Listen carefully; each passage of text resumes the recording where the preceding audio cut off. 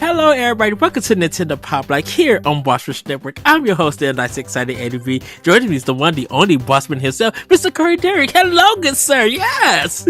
Hello, Ed. It feels like, we took off a week, and then last week I did the little mini content update episode thing that we just to have something in the feed, right? Because we had a few days off, so I don't know. I wanted to make sure there was something in the feed to kind of explain what was going on.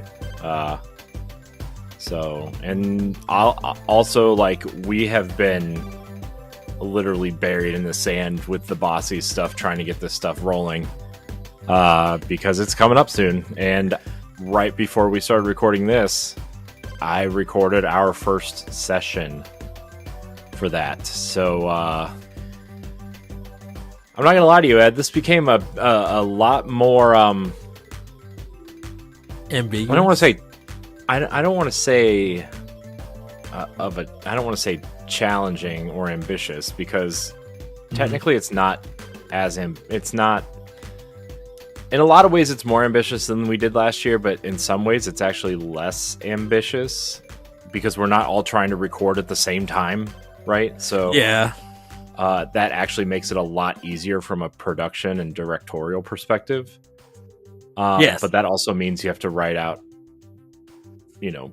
a script for each category instead of one big script, right? And kind of alter it to who's presenting, because we have guest presenters this year, and trying to get people to respond and everything. It's been like awesome.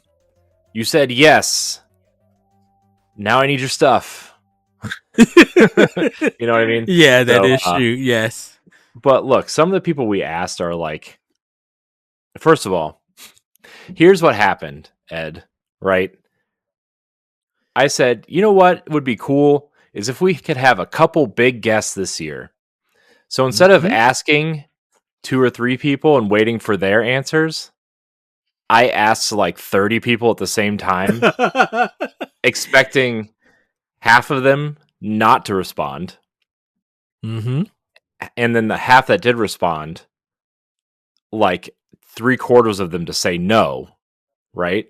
Yes. And that way it would even out and be like, oh, I got 5 or 6 kind of cool guests to present awards or give a guest whatever. And, we'll ask our friends to be involved and people on other podcasts and whatever, and it'll be a good time. And that's what's going to happen. And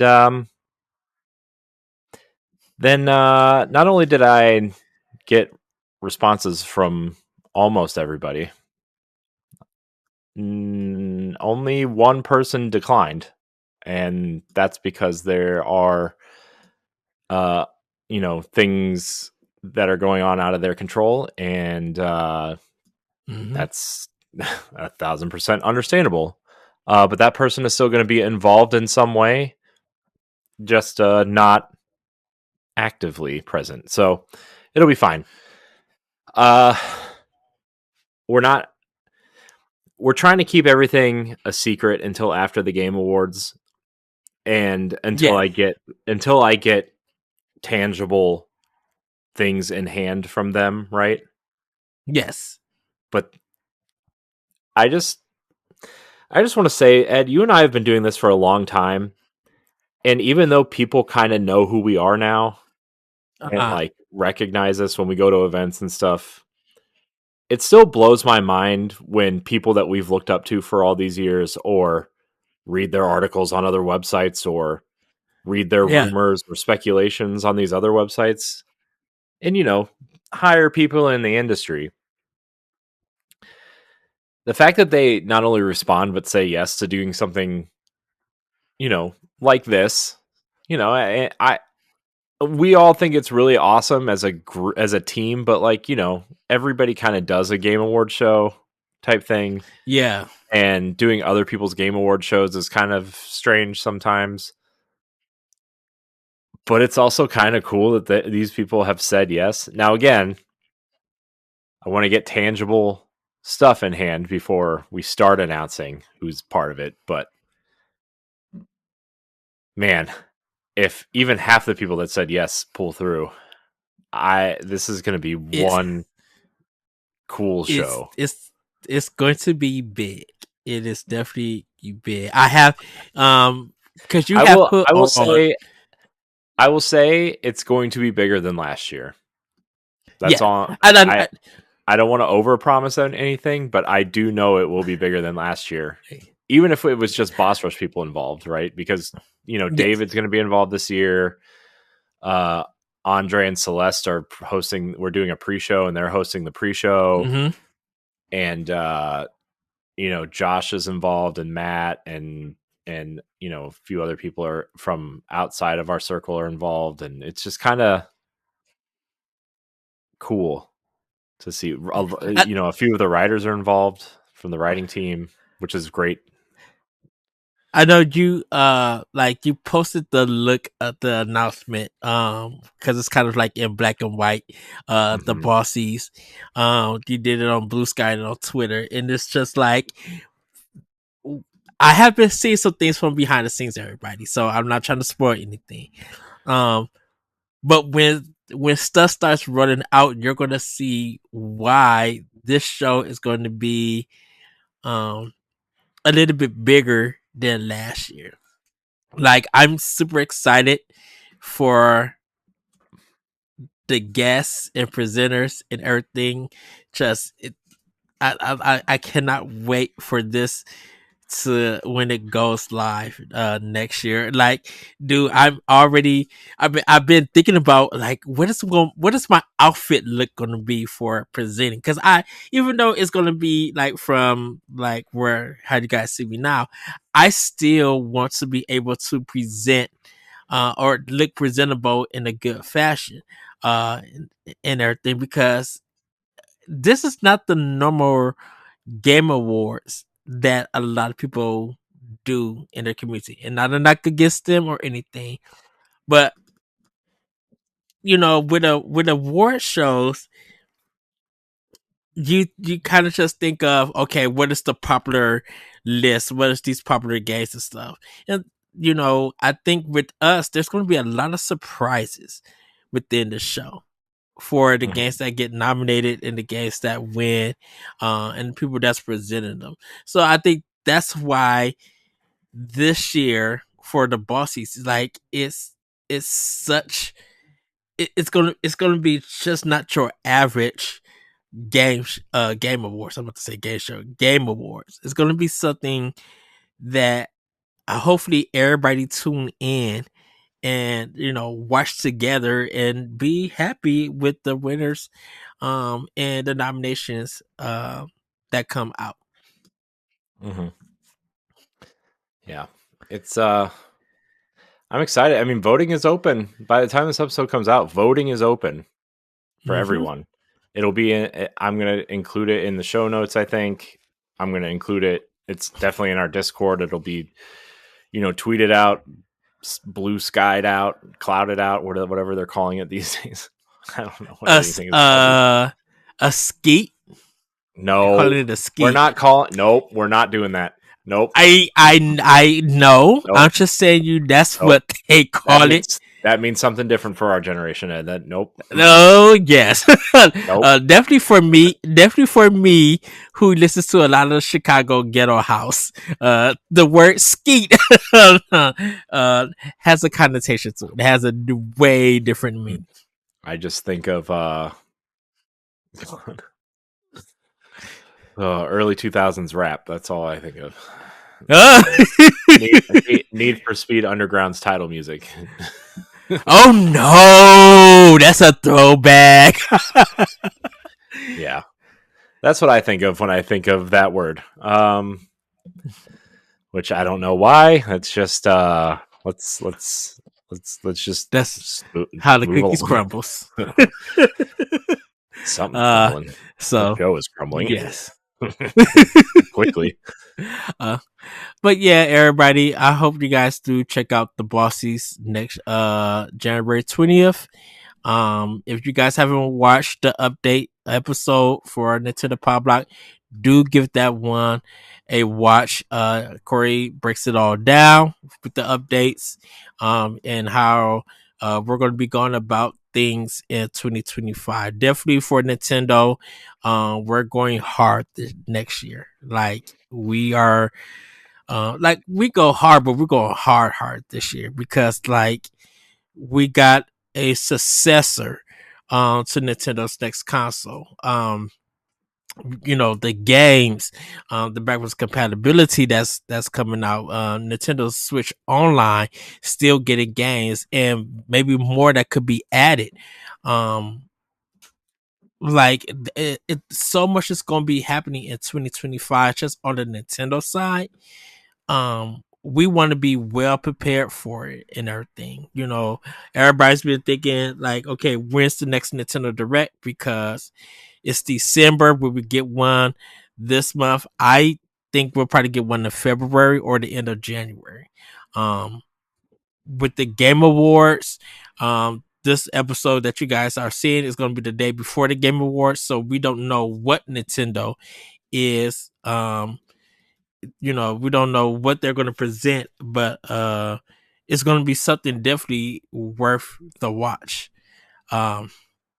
for it. So hopefully you guys do check it out. Yes, check it out. So man, good times. Yeah, I know Nintendo did tweet it out, best family game from the Nintendo of America account. So maybe we might see something at the Game Awards, game related wise.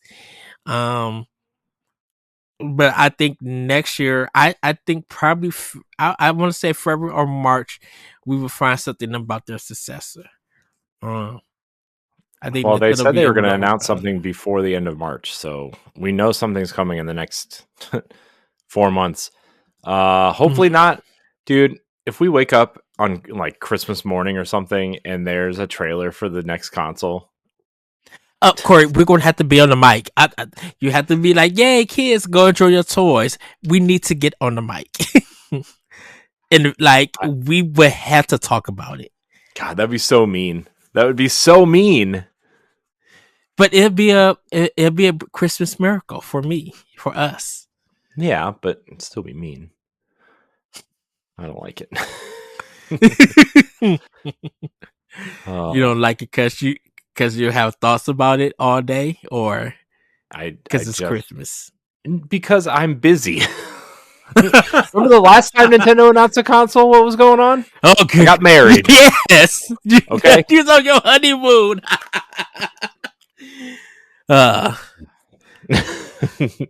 That was insane. I'm just like goodness. And the crazy thing about it, Corey, is that Christmas Day as the 25th is on a Wednesday. So Nitty likes to drop stuff on Wednesdays, like news. Wednesdays or Fridays, they like to drop news.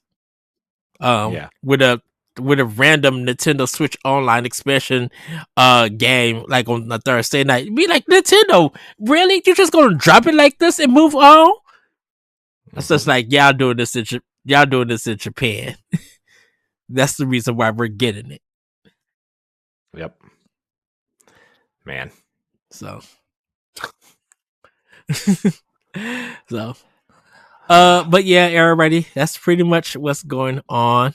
But like I said, check out the go check out the update, and yeah, go vote for the bossies. Yep. We are excited to see your reactions. We're excited to see what game will get the votes and everything. And then it's really interesting, Ed. Some of the games that I thought would definitely be on certain lists are not, and some games that I definitely think shouldn't be there are there, and they are there. That's all I'll say. Some of this stuff, look, I know I'm not as like deep in the games industry as I used to be, and that's fine, right? That's fine. Whatever. getting older. There is a lot more to pay attention to than there was even 5 years ago. That's fine. Whatever. But man, some of these games on this list I have never even heard of. And I'm like, what is this thing? Like, who are these characters? What is this game? You know, like, man, that's all I have to say, man. That's all I gotta. I was which Nintendo Direct was I watching? I think I was watching the last Nintendo Direct. Um I was just thinking about all of the games that they were shown in there. It was the one with Marvel vs. Capcom that I was watching. I was just like, man, even though that one was in June for the summer direct, um and I know I've been saying like Nintendo doesn't have to go hard this year. Um Mhm. I'm literally kind of just taking it in to be like, yeah, I know Nintendo won't get a lot of representation, and there really has been competition um for a lot of games, third party and indie and Sony and Microsoft. Um, but I think with the competition, it's like a lot of these games are well earned to be nominated to compete against some Nintendo games and Nintendo Mhm. themselves, because there's so much choice out there. Um, and enjoyment that people got from it. You know, me and you, we talk about Hellblade, Senua's Hellblade 2. No, I mean, sorry, Senua's Saga, Hellblade 2. Um, we talk about that game because it did it. I think, man, this may be a personal thing for me, so I can't really speak for you, Corey. It really passed my expectations. It just did something that a lot of people are not commending Ninja Theory about. Like with the story, the direction, the art design, shots that feel very like when you talk about cinematic storytelling, this is cinematic storytelling. And I know it took a long time to get the 6 7 hour game to be what it is and everything. But I'm just like I took a lot away from it, and just like, man, like Microsoft really um really believed in Ninja Theory and let them take their time with it. And I think when they do that, you get games like that. And so, you know, you kind of realize, and I think if this is for a lot of people, various gamers, even here on Boss Rush, it's just like when you feel like a game has really earned its top spot, definitely from people who may not notice some things about it, it really feels that the competition of games this year was well earned and real, real deserved. Because just if a game just is popular for no reason or just being popular, sometimes that's not a good reason of why it's well deserved or well Mhm. earned. Mhm. Yeah. You know. Yeah. But It's yeah. yeah. Well, Corey, Games. you want to get into this house? Oh, go ahead. No, I was just saying words. It's fine. Nothing important. You want to get into this housekeeping? No. Sure. Why Oh, not? We're already okay. here. If you want to support Nintendo Pow Block and our other podcasts, you can go to our Patreon at patreon.com/BossRush Network. Subscribe to tiers on our Patreon can grant you perks like well, at this point in time, everybody, the pre-show, post-show stuff, go ahead and watch the video about that. I would Yeah, say that. we're moving everything to expansion pass. It's a thing for 2025. You can look that up. We're definitely changing some things, but I think it's going to be for the better. And I think you're going to like the extra content that we start putting out for Pow Block specifically. Um, just since that's the audience we're talking to. Ed and I had a Yeah. really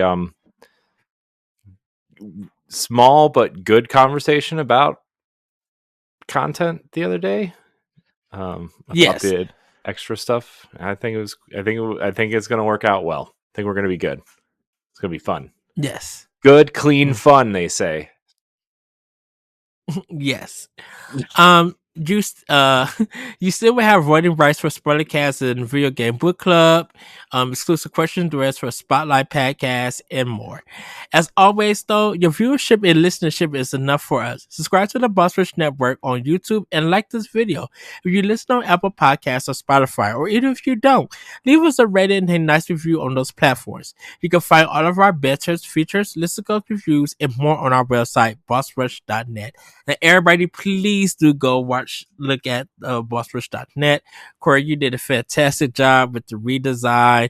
I'm I just would say loving it. it's mediocre, but better than what we had. Yeah, but go check that out. Good, not great. Too much water. 3 out of 5. Jeez. Rent, don't buy. I don't know what's going on, man. Well, at this time, everybody, since the bosses are in pre-production and everything, I don't think we got anything upcoming at the moment as we're getting closer to end of the year. We still got some shows for Nintendo Pow Block.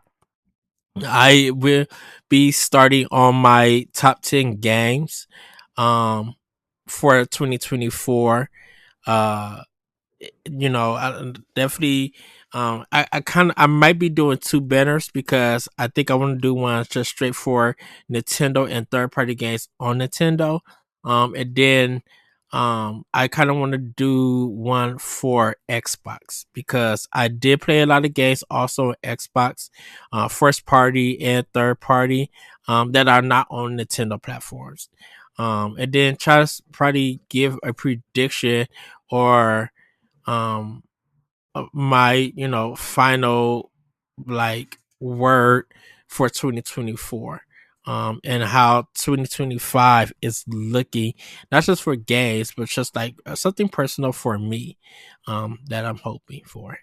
um I've been thinking about PAX East in May. I'm just like, man, I hope that I'm able to go again, and we get the team there, and I get to meet some new developers and other developers that I met from this year. And sorry everybody if I keep talking about PAX, but like, Yeah, it was like 3 months ago. What are you doing? I'm talking about East. I know. Oh, that was almost a year ago at this point. Well, yeah.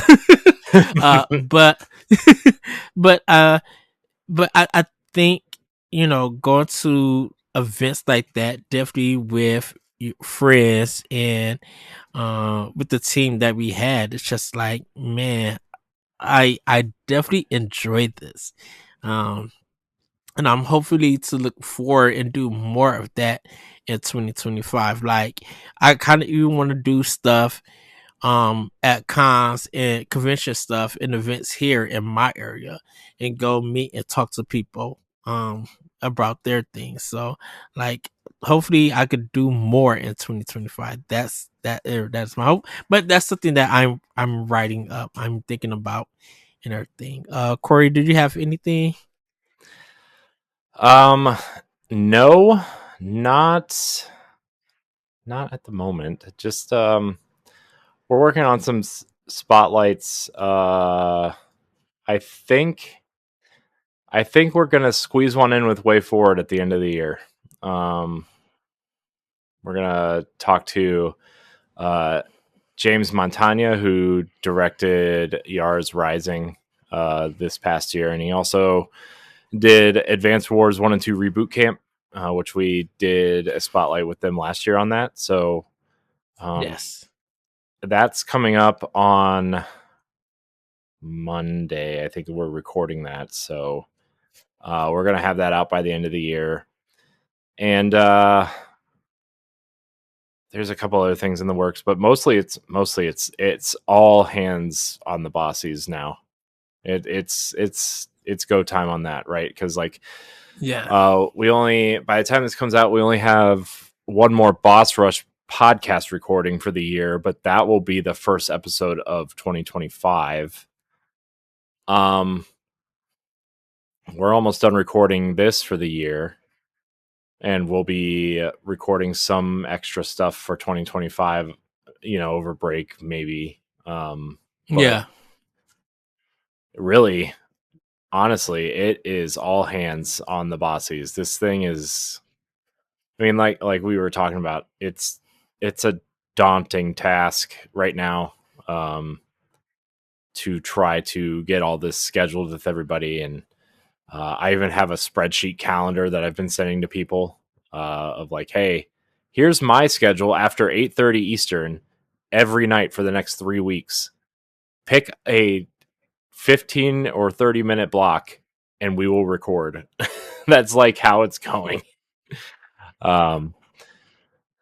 So I there are times that I just totally blacked out so I could spend time with my family and live a little bit of a normal life and have a little bit of a break. But I want to get all this stuff. I at least want to get all the footage and stuff in by Christmas so I can have 3 weeks to edit this thing. That way it just doesn't feel like it's some monster massive thing. Because last year we recorded everything and I edited everything in like a week and a half, and that was like the worst idea. To the point where like I had to push it out a week right at the end. So I ended up having an extra week to edit it, and it's still like, as well as it turned out, I've been rewatching it to see what we could do better and change. And it's still like, as well as it came together, it still looks pretty amateur in a lot of different ways. And I want to make sure that this year's looks like good. I will say, for your first show, it's good that for what happened with the first Game Awards for the Bossies, it was a good learning experience because you could improve over that. Sometimes you just need something. You just need something that's out there for right now, for that time being, because just like everything, because you're doing it for the first time, so not everything is going to be great. I'm like, but when you come back and you do it again, you can learn, or you can be like, what can we improve in everything. So yeah. Yeah. So I just want to make sure everything is perfect this year. And I know it's not going to be, but I want to make sure I take my time with it instead of rushing and staying up for 3, 4, 5 hours a night. Cause like I've already built like the one thing I did this year that I didn't do last year was build a master library so I could just have a template for things instead of creating everything from scratch with every single video, Mm-hmm. I also have HD trailers instead of repurpose kind of 720p trailers that I found, right? So the quality there will look better. Now, granted, it's all on YouTube. It's all going to be compressed, whatever. It's going to happen. But theoretically, it should look better. Fingers crossed. So, and we're not all recording at the same time now, right? We're all kind of, I mean, groups of us will record at the same time, right? But like, we're all kind of recording separately this time, which I think will help, at least in terms of keeping things organized. So it's funny that you and we're going to get into the snacks into everybody. So we it's are funny not. that you that you speaking about rewatch. I started watching our Ninja Turtles movie commentary. I just like, that was so much fun. It was something. I was watching the first one and just like how hyped we all was, and then just laughing at the beginning and everything. I haven't started the second one yet. The second commentary, cause yeah. Yeah. But that, yeah, the movie commentary was really fun. Because just the way we was talking about some expansion pass stuff, it just made me think of, you know what? I'm like, let me watch the Turtles movie commentary. It's such a good watch. Uh, whether you see the movie along with us or just listen to us do commentary, it's such a good thing. I've been watching some reactions from people watching certain movies for the first time.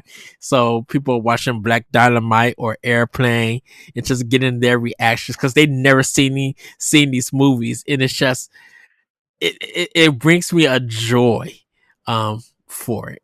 Hmm. For that, I'm just like I guess I love people's reactions to things. Oh shoot, I've been watching the reactions channel too. People talking about early 2000 video games and stuff like that, and people play younger kids play the NES and stuff. It's just it's so amazing just to see the reactions. Yeah. So Yep. well, Corey, how about we get into Snacktendo? Yeah. And We it's could do been a that, I guess. while. It's been a while. Oh my gosh, I don't know why that popped into my head, but it did, and it was funny. Yes. Um, so is it you want me to go first? Is that what you're telling me? Is that what we're doing? Um, Yeah, you I go ahead. can. You go I first. just wondering. Um, I so I've been snacking on. So today, Ed, let me tell you a little bit about today. Since it's Saturday, my daughter had her ballet recital today, and we told her that if she did really well, we told her if she did really well, if she did really well, and she focused and paid attention, that we would take her to the ice cream place around here called Sweet Frog, and it's like frozen yogurt and stuff. And she did really, really, really well. And so we went and had frozen yogurt, but it's like one of those build your own things. So like, I got the chocolate. I got the chocolate I love ice those. cream with the hot fudge and some brownie bites on top, and it was a chocolate kind of diabetes time bomb, but it was fine. And then tonight we had the Dewey's Santa Fe barbecue chicken pizza, which we like, and it was just it's delicious. It was delicious. Let me tell you, it's awesome, awesome. So, Yes. so yeah, that was my snacks. Also some cookies. We got those kind of, those Pillsbury ones that are in the can, and you kind of just throw them in the oven, and they kind of come out and they're like sugar cookies with little Christmas trees or something on them, and we did those, and my kids put icing on them. Had these little weird squeeze bottles and sprinkles and snowflake glitter charms and whatever, and I don't know, I had like 3 of those and they were delicious, so whatever, it's fine. That was it. That was yeah, it's delicious. All right. All right. For me, everybody, I had a McRib from McDonald's. Had a Supreme Pizza from Domino's. Really, really good. I did get some new snacks. So Seven Up has a limited Shirley Temple drink, which is their pomegranate and cherry, and it feels like it has some lime in it, which is 7 Up. Um, in it. And it's pretty good. Now I will say I've been drinking it warm. I have to try it with it being cold. Because it is a limited edition. We just got ours, I believe, Friday. At my job, and we had a 3 for $5 for the 2 liters. So I got 3 of the 2 liters, just to try it out. So I could have one for to be chill, and then just one like if it's warm, can you still taste it? Because normally with some drinks, the taste is different when it is cold versus room temperature. So I will say it's really good. I am enjoying it. And my friend or one of the other managers, when I say 7 Up Pomegranate was the hit when it came out, she gave me a like, ugh, that's disgusting. I'm just like, no, that's when that fruit became very popular, in my opinion, because when 7 Up brought it out, no one had that flavor as a drink, and they did it just right. And at a point in time, I was buying a lot of it because it was better than the regular 7 Up, and then they took it away. Um, but yeah, it's a really really good drink. I did go to uh, the Pepperidge Farm store, and I have Ohio. I think that's the name of it, or Jai. These are soft baked lemon sugar cookies. They're brand new. So I have not got to try them out just yet. I wanted to show everybody that. And then I got some raspberry chocolate Milanos. My pepper farm just got them. I know they kind of been out, but they haven't been everywhere at stores and stuff. And then some apricot Veronas cookies. So yeah, my Pepperidge Farm store in Kenosha, Wisconsin, um they're starting to get their holiday cookies, and they had a good, a good shelf, and it was kind of packed when I got into the store. I'm like, oh wow, I'm like there's not that many people here on the weekend, on a Saturday. But yeah, that's what snacks that I got. And that's pretty much it for the snack thing.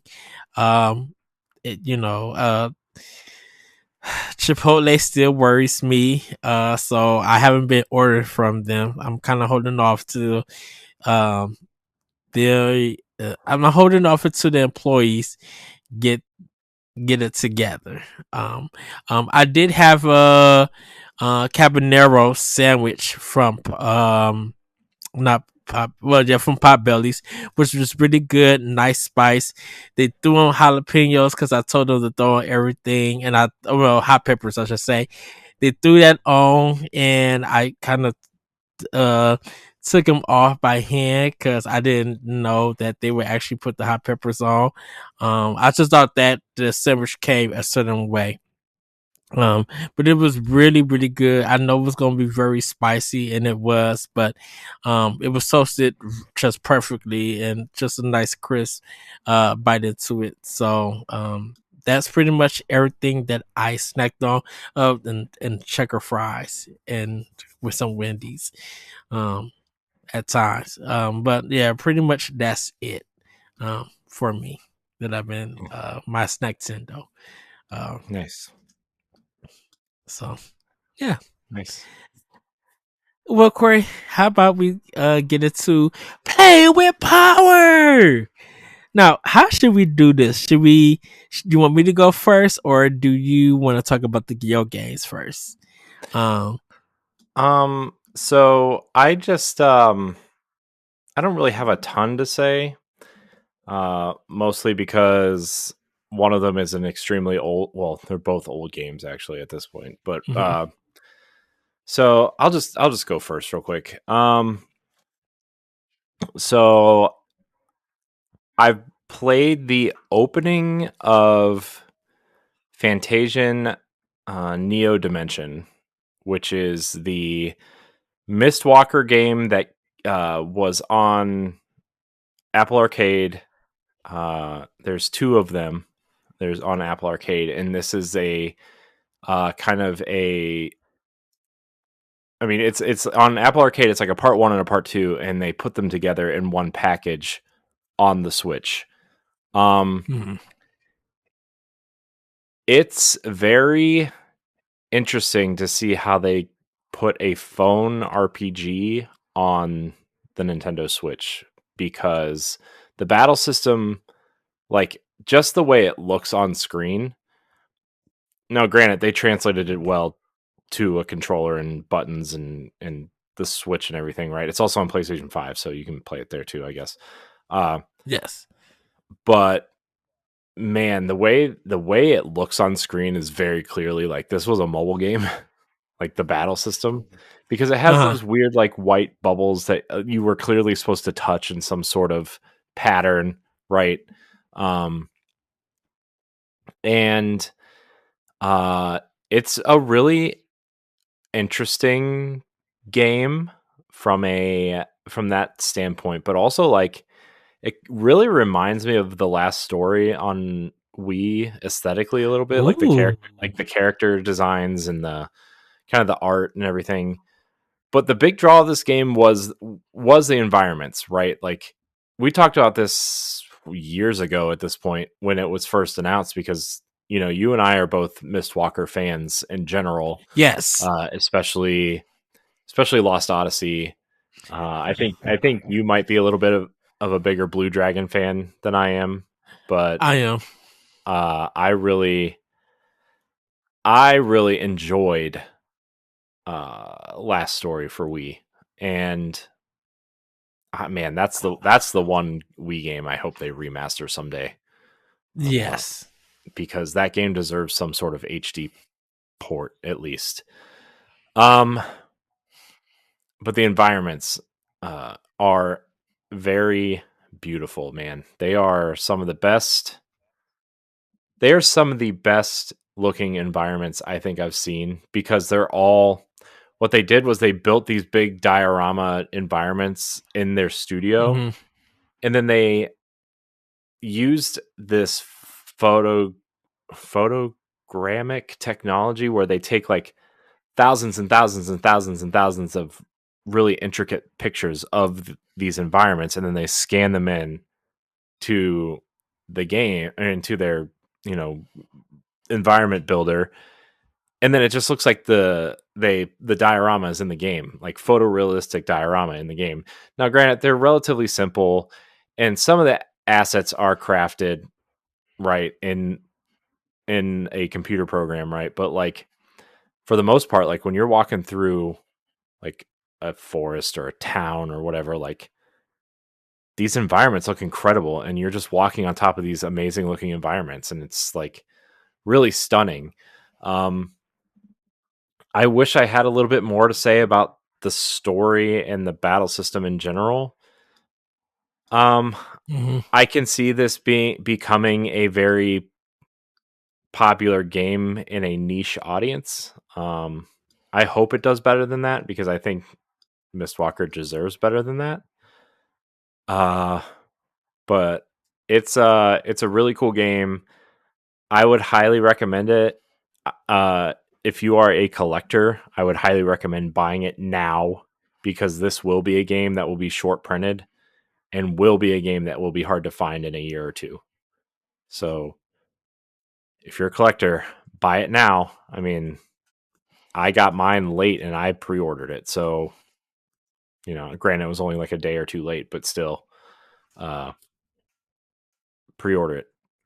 But the other game that I'm playing, tell me where you've heard this before. Roller Coaster Tycoon Classic has come to the Nintendo Switch. This is the version we've been waiting for. None of this Roller Yeah. Coaster I don't. Tycoon 3 complete garbage. None of this Roller Coaster Tycoon Adventures trash. Roller Coaster Tycoon Classic is here. Um, it runs really well on the Switch. Uh, there are some very interesting choices for the controls.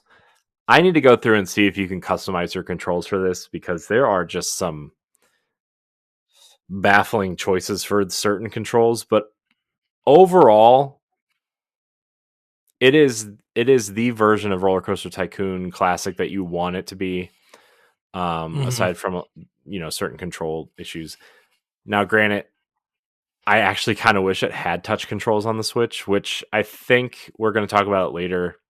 They might come in the future, but like, Yeah. man, if I could just tap the magnifying glass to zoom in and out, or if I could just tap the little arrows to rotate the screen instead of dragging the right stick up to the corner, clicking A 3 or 4 times, and then scrolling back down to where, like, you know what I mean? Like, it would just be much It nicer it to do that. it's such a handheld experience Mm-hmm. with this game, and I think it does need to touch because I'm just like that's what even happened with me with Roller Coaster Tycoon 3. Mm-hmm. Try to play it on controller. It's just like it feels like it doesn't work on controller. But if it has touch functionality, it is almost in a certain way almost equal to using a mouse and playing it on a PC. Because I think that's with me. It's like I got used to playing those games with the mouse on PC. Mm-hmm. Yeah. Um, I wish it would. I wish it would have touch controls. I wish like A and B were accept and back out or delete. Um, it has this really weird thing where like B has some kind of weird function on the Switch, but you hold it down to delete stuff, Hmm? and it Weird. has but like from what I can tell, X and Y aren't utilized at all. So I'm like, why didn't you just have like X be delete something, right? Or Y be delete something, and X be something else, right? Like why, or like why don't the triggers rotate the uh the item that you're trying to place, right? So now granted, I did notice that the D-pad rotates stuff for you, which is nice, but like I'm like, why can't I rotate the camera with the triggers, right? That's the Mhm. thing that bothers me. Is like, why, if I can rotate the items with the D-pad, why can't I rotate the camera with the triggers? There are definitely some control issues I have with this, but overall, it is a nice handheld experience. It's the handheld experience I've been waiting for a long time, because Roller Coaster Tycoon Classic is on the iPhone, right? It's pretty bad Yes. there. Um, to the point where like I bought it and I tried so hard to play it with these, and it just wasn't working for me. I can't, and it's a me thing. It's a phone thing, right? I cannot play games on a phone unless it's built for the phone, right? Like Threes is a very fun game that I like. Um, Disney Emoji Blitz was a game that I played for a long time. Mario Run was an okay phone game. Like games that are meant for phones. Even the Fire Emblem game on phones is fun. But man, Yeah. this game was Roller Coaster Tycoon was not made for a phone. It does not need to be there. And I rest my case. All right. Anything else, Corey? I played some games with my kids. My son is like really obsessed with Shredder's Revenge, so we've been playing through that together.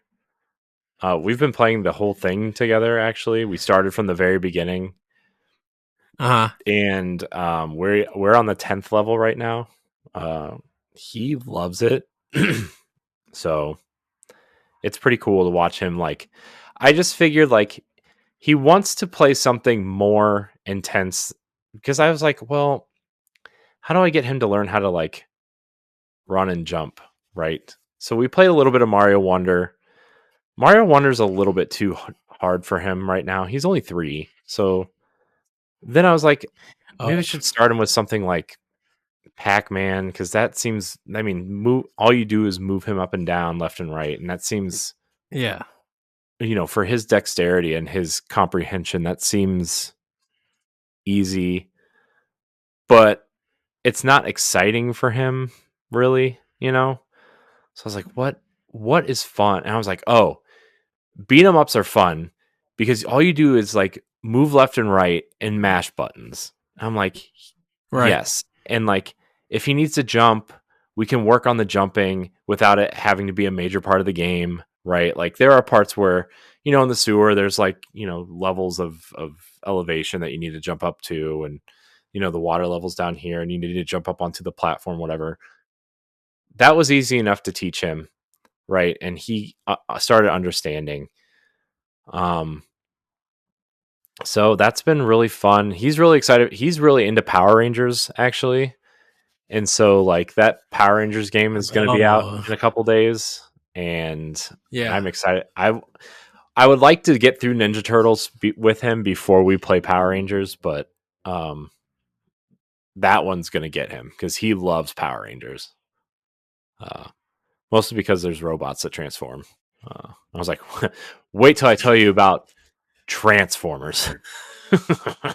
Oh, uh he's gonna cuz get he's like, that's a ride of a history. yeah, cuz he's like, this dinosaur robot turns into a man robot. And I'm like, let me tell you. Let me tell you about Transformers. So that's been fun, and uh we've all been playing Mario Kart together. Um they love playing Mario Kart together. Even though I have to turn on all like the kid friendly, like stay on the course, go by yourself, whatever type thing. My daughter is actually really into the controller gyro steering. She loves it. She has me turn it on all the time to the point where like I have to turn it off because somehow whenever I hook up a single player to Mario Kart, it adds it to my controller, even though I set it to her controller. So it's awful because I hate it. Although it just makes it to the to the tablet generation, that makes sense for them, which Yes. is nice, I guess. So there's that. Also, my daughter, like, she really wants to get good at Mario Kart. So I've been letting her do time trials by herself to get used to the controls and get Ooh. used to like driving by herself, right? Like pressing the Yeah. gas, um, learning how to drift. She like really wants to be good at Mario Kart. So I'm like, okay, we're gonna sit down and we're gonna, take some time, and I'm gonna show you how to drive, and Le- you know, learn the mechanics. hmm and no, I mean, there's no items on the course to like distract her, right? Except for the 3 mushrooms that you get, which she always uses right away. Um, Yeah. uh, you know, so that's what I've been playing. There's something else I was playing too recently. Uh, what were we playing? Oh, the Disney Dreamlight Valley update came out. Uh, so the new Nightmare I, Before Christmas update kind of event is out, and Sally is the new character. So that's out, and then okay. the new expansion is out, but I haven't even played it Rift in Time yet, so I haven't. Don't get me started. By the way, I got my Xbox thing that the thing where it tells you your most played games on Xbox in Xbox. review. Yeah. Yeah. Well, obviously the number one game was Destiny. Not a huge surprise there. The second game on there was Disney Dreamlight Valley.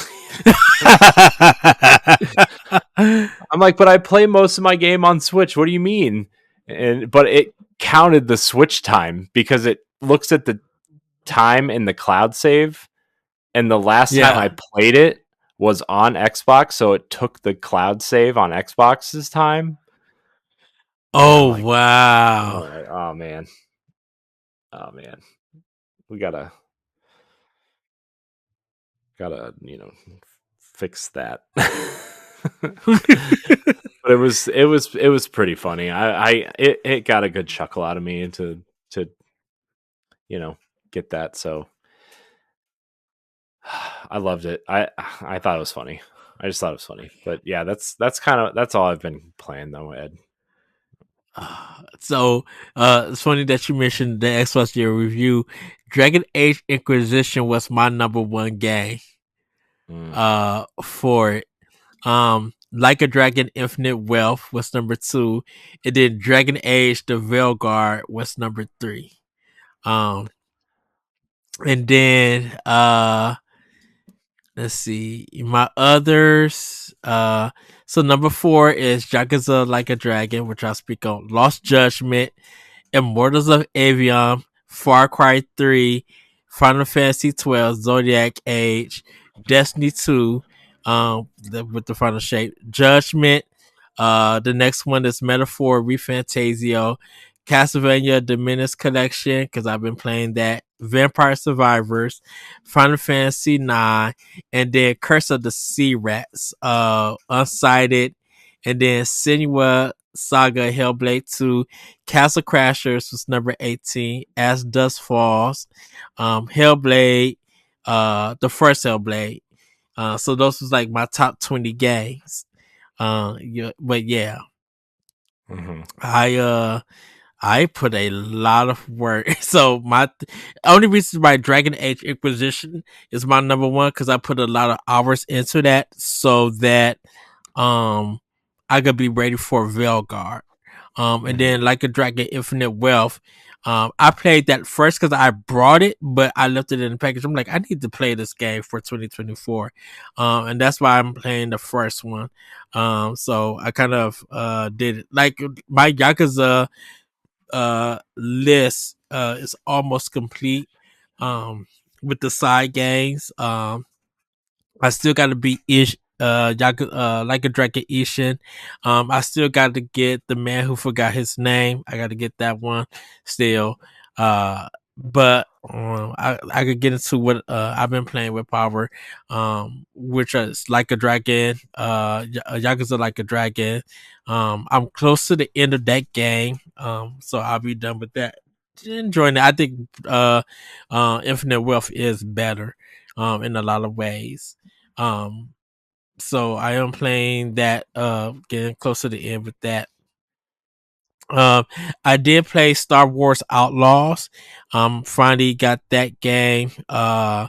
And definitely enjoying it. I got to put some more time in it. The gunplay is really good. Like the battles and stuff, they're really fun. But I still been doing some stealth things here and there. I haven't like got to explore the world just yet, but I'm excited to do that. And then last but not least, Tomb Raider, the the new ones, like for the modern Tomb Raiders. I've been playing. I started with the first one because I bought the Tomb Raider Anniversary Collection. All three games with all the three DLCs. It was only like about I think $20 for Black Friday. So I was just like, yeah, let me snag this. Um Got that all on my Xbox and been playing that. I am going to be returning to my Switch with Brotherhood and Horizon Lego because I also got the Tomb Raider Deluxe Edition, Tomb Raider 1, 2, and 3 that came out. But I got that all on cartridge, so I'm excited to play all of that. There's a lot that I'm trying to play before the end of 2024, um, and everything. So, uh, yeah, that's pretty much what I've been playing with Power. I haven't picked up um Roller Coaster Tycoon just yet, because I am waiting for Indiana Jones and the Great Circle to come out. Um, and I'm excited to play that. It's been getting good reviews. Um, I think it's like an 85 or 83 or 85 on Metacritic right now. And I know people just been talking about it, playing it this weekend. So I'm excited to hear more thoughts about it and everything. So yeah, that's what I'm playing with Power. Nice, So nice, man. Indiana Jones, man. I gotta tell you, that's an so. interesting. Go ahead. I no, I'm really happy that that game is what it is and that people are loving it. I am really upset that it is missing the Keeley Awards, except for the fact that it's coming to PlayStation next year in March or April, right? And Mm-hmm. so it will get a second look because it's technically eligible for the Game of the Year next year, right? So Yes. at least, by it coming to PlayStation next year, it will have that second look and that second pair of eyes on it. And theoretically, technically, could be the better version if it's on PS5 Pro, right? So, Yes. uh, And from what Digital Foundry been saying, they've been expressed of what Machine Games have done. Definitely with the PC version, they're like really impressed. So I know that everybody's waiting for the patch, um, for it, which will be coming soon. But yeah, the impressions have been really high for it. mhm. Yeah, very So excited. I'm very excited to continue my quest through Indiana Jones. yeah, And the fact that I the wonder fact, how. Okay, the fact that I don't, never mind. I don't want to spoil it. Never mind. Never mind. no, It's I out. I There's was gonna. a part out there that's there's an iconic Indiana Jones moment in the game that I'm shocked is in there as part of the game. That's all I'm saying. I actually just want to know how it feels to control. That's been my thing about this game. Like, how does this game feel It feels like when it's slow. It feels like a slower version of Wolfenstein mixed with Dishonored. Is kind of what it feels like. interesting. So that's, I mean, that's Uh, kind of, I mean, there's a lot of first person melee combat. The whip thing kind mhm. of has a weird. The whip has a weird bullet storm vibe to it.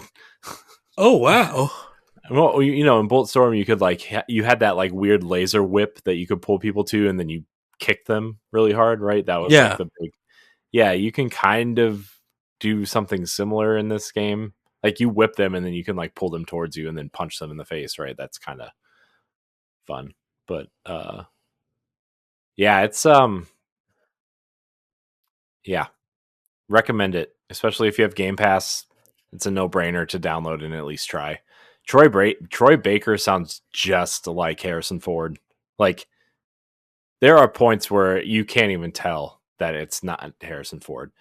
There are parts you can tell it's not Harrison Ford. I'm not trying to say he like is doing Mhm. a perfect impersonation, but like there are definitely points where you're like, did they pull that out of the movie and stick it in here? Like it definitely a lot of the times feels like it's coming right from the movies, um, and that's really fun to hear because you know me, Ed. I love Indiana Jones. Depending on what day it is, Last Crusade is my favorite movie of Yes. all time. Like there's three movies that Ooh. alternates between, right? It's Mhm. it's um it's it's the original Ninja Turtles movie. It's Indiana Jones and the Last Crusade, and it's Toy Story. Those are the three movies that it alternates between. Uh so although right now Toy Story is a little bit lower on that list because my son watches Toy Story something every day, so it's like I'm kind of really tired of those because Toy Story 3 is my son's favorite movie, and that's arguably the worst one. Like come I on. know, but oh I goodness, hate I this hate Toy Story 3, man. I can't I stand it. love I I I think I told you this. I went to the movie theater to go see Toy Story 3 and I yelled out Totoro like there's a bunch of kids around me and for cuz Disney used to distribute Studio Ghibli movies. So to see Totoro in it, to see Studio Ghibli have him and me screaming out Totoro like that around some kids, I got super happy, dude. Mm-hmm. Uh, with it. I think Yeah. I need to do a run of the Toy Story movies, like just rewatch them. Same thing with Indiana Jones. I need to rewatch it. I It. still need to watch Crystal Skull. I haven't seen it yet. Oh man, that one. I'm a Crystal Skull defender. I don't care what I, anybody I, else has to say. I wonder if it's like super camp. Like I'm gonna It's watch it not. and laugh. It just feels like Indiana Jones, but Harrison Mm, Ford is old, and they have that weird, like, you know how every movie in the mid 2000s and like the 2010s, like every time period movie had that weird kind of sepia tone filter over it to make it feel like it's an old period piece movie, right? mm, Like it has one of those on it, and it's like it doesn't need that. And Dial of Destiny has that too, and I'm like, I don't want that on a movie. You can tell by the cars and the way they're dressed and the makeup and the hair that it's set in the 50s. I don't need this weird time period whatever. I think Crystal Skull is okay up until maybe the last 10 minutes is kind of like, okay, this is weird. But uh but also it's no weirder than a magical box that melts people's faces off. Okay? I'm just mm. you write it down on paper, they don't seem as weird. Or like a mystical man who rips people's hearts out and it catches on fire as they lower someone into a pit. I'm just saying it's not weirder than that. It's the way it plays out on screen, little strange, but the events that play out. Okay, I'm just saying. I'm Okay. just saying. The magical box that melts people's faces, the heart that ripped out and catches on fire. That I'm just throwing it beautiful out there, work. Ed. The magical eggs, the parachute life raft that they go snow surfing on. Okay, just there's a lot of weird stuff that happens in Indiana Jones. This is not the weirdest thing that happens in Indiana Jones. You know, the discovery of, you know, that's. Anyways, I could go on a whole thing. This could be a whole thing. And help, get me out of here. Uh, Well, everybody, we are back, and you know what time it is. It is time for Family News. Corey, take it away. Yes. that is true. So our first story here, Ed. It sounds like it's about that time we're going to get that flood of Kirby games that marks the end of the console's life cycle. I just felt so everybody just a side story. Corey texted me yesterday with this news, and I could just like, is that the 3DS game? He's just like, I think so, and I was just like, I could just feel the emotions that Corey's going through. It's just like, this is something that's just like, nobody asked for this, but go forth. Nobody asked for this. Okay, look, Robobot is probably one of the better Kirby games, but also, it's another Kirby game. And we're gonna get into the story. I think even with all the Donkey Kong stuff that's coming to Switch, the way that Mario and like Zelda kind of almost have their whole library. I think Mario does have his whole library. Well, no, because No, like the Wii games, Galaxy 2 is yeah, missing. yes. So I'm thinking like it feels like Nintendo is trying to bring all of their games and library on one platform, or between their consoles. Um, that's my idea. with it. I need to actually see. I wonder which series has the most on the Switch.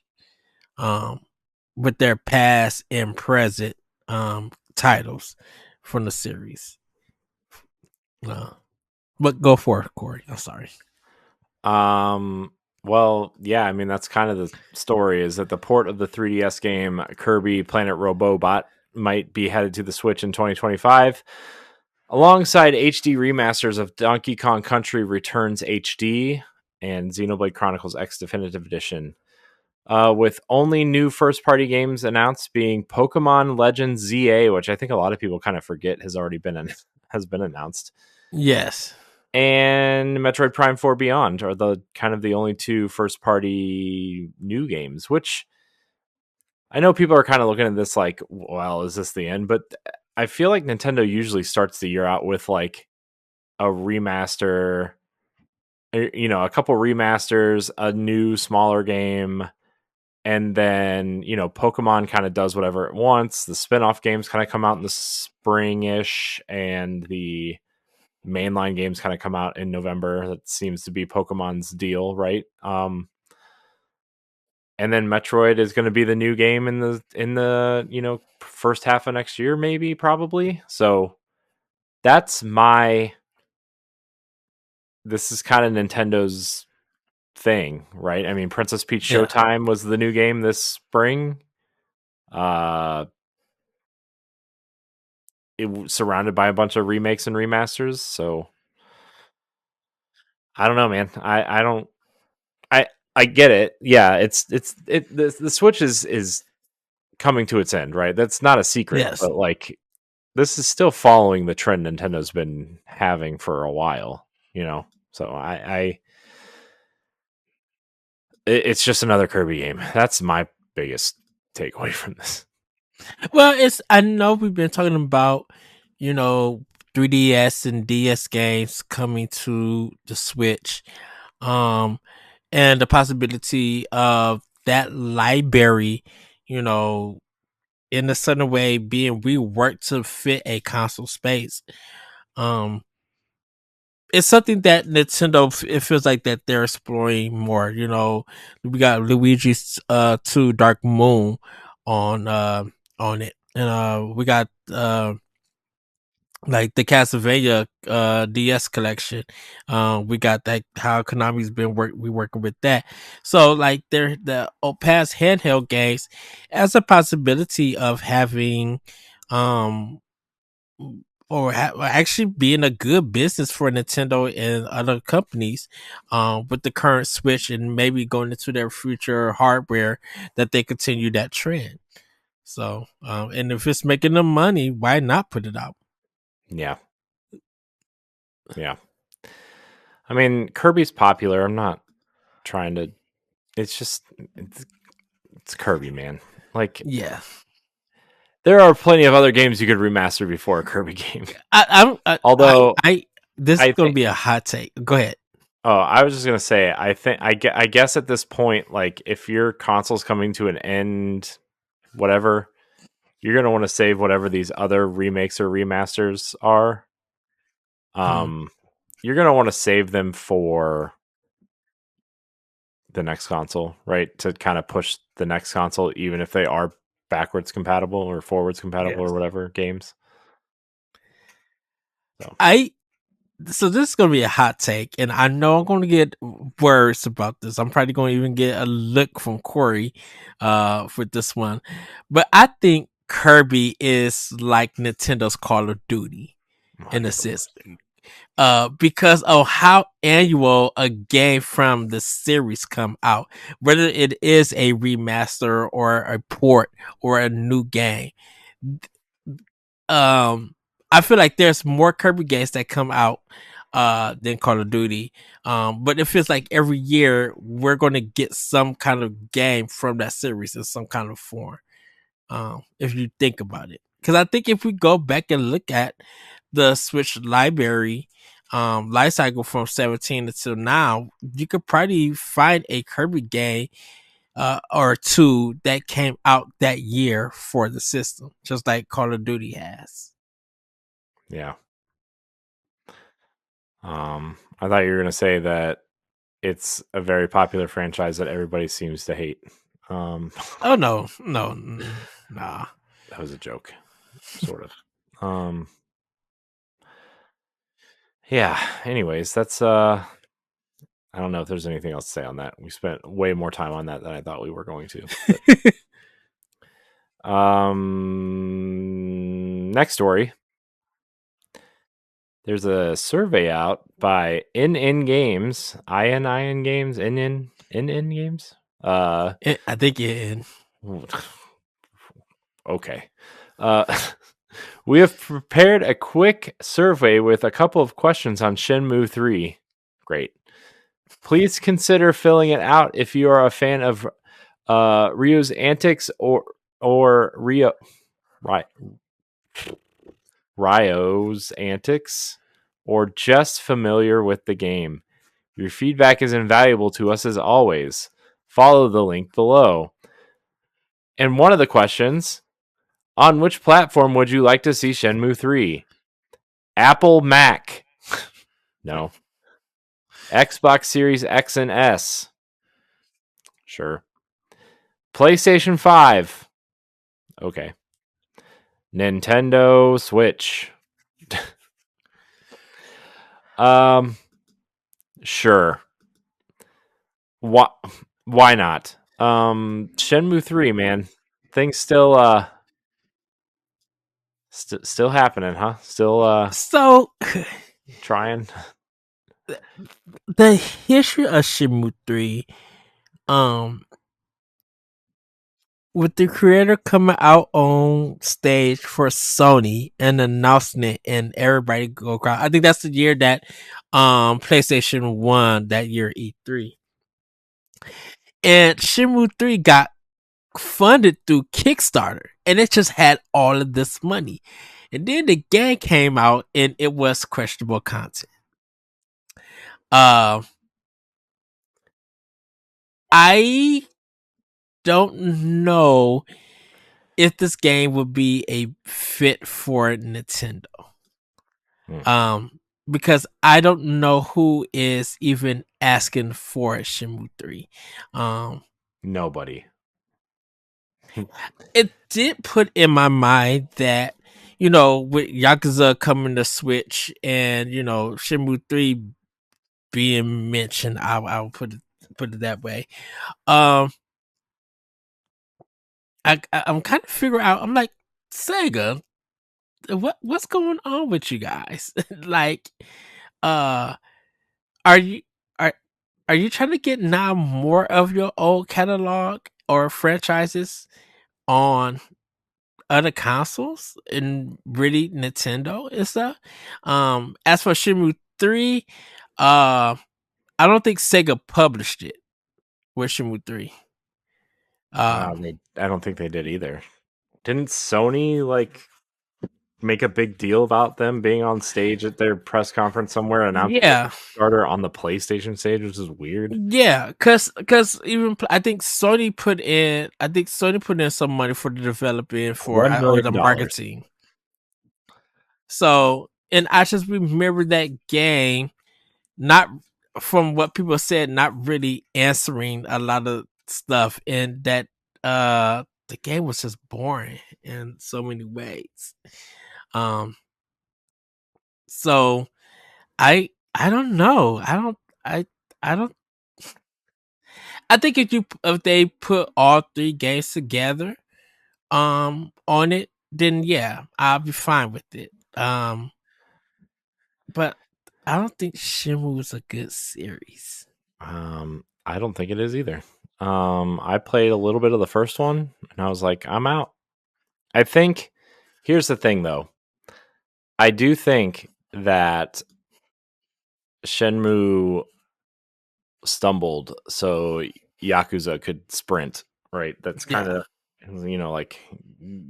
well, it feels like Yakuza is like the full realization of what they kind of wanted Shenmue to be in terms of like a densely populated city with people really doing things, and obviously combat in Yakuza is like different and kind of a focus there, whereas it kind of just feels like Shenmue was more focused on exploration. Granted, there was a little bit of combat, right? But it was more focused on the exploration and kind of just walking around doing stuff, right? And Yakuza is more focused on whatever it's focused. It's focused on pirates this month, so I don't know what's going on in that series anymore. It's Um, it's wacky. if you go by the PlayStation 2 Yakuza instead of the modern versions and stuff, you can see what they were going for. I mean, yeah, they were going for this open world feel, but since Yakuza was so Japanese heavy, um, it was hard for people who played the original games 1 and 2 on PlayStation 2 to understand what what the series could be and was about. It wasn't until Shenmue came out, and then when Yakuza kept staying on PlayStation and got these modern remakes, or got this new look to it, did people understand how great the Yakuza series was. But Shenmue 1 was Dreamcast, Shenmue 2 was Xbox, and then Shenmue 3 was on PlayStation 4. So it's been on 3 different systems. And even though it was supposed to be about Ryo finding his dad and everything, it became a monotonous life simulator in some sense. You had to um uh work the work equipment and stuff. You had to try to get money and everything. And it just felt like the game took so long, and it lost its purpose on what the game was supposed to be.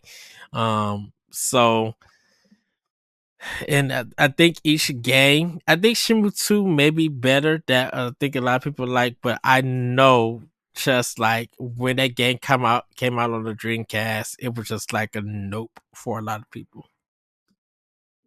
Yeah. It's it was definitely a choice, right? And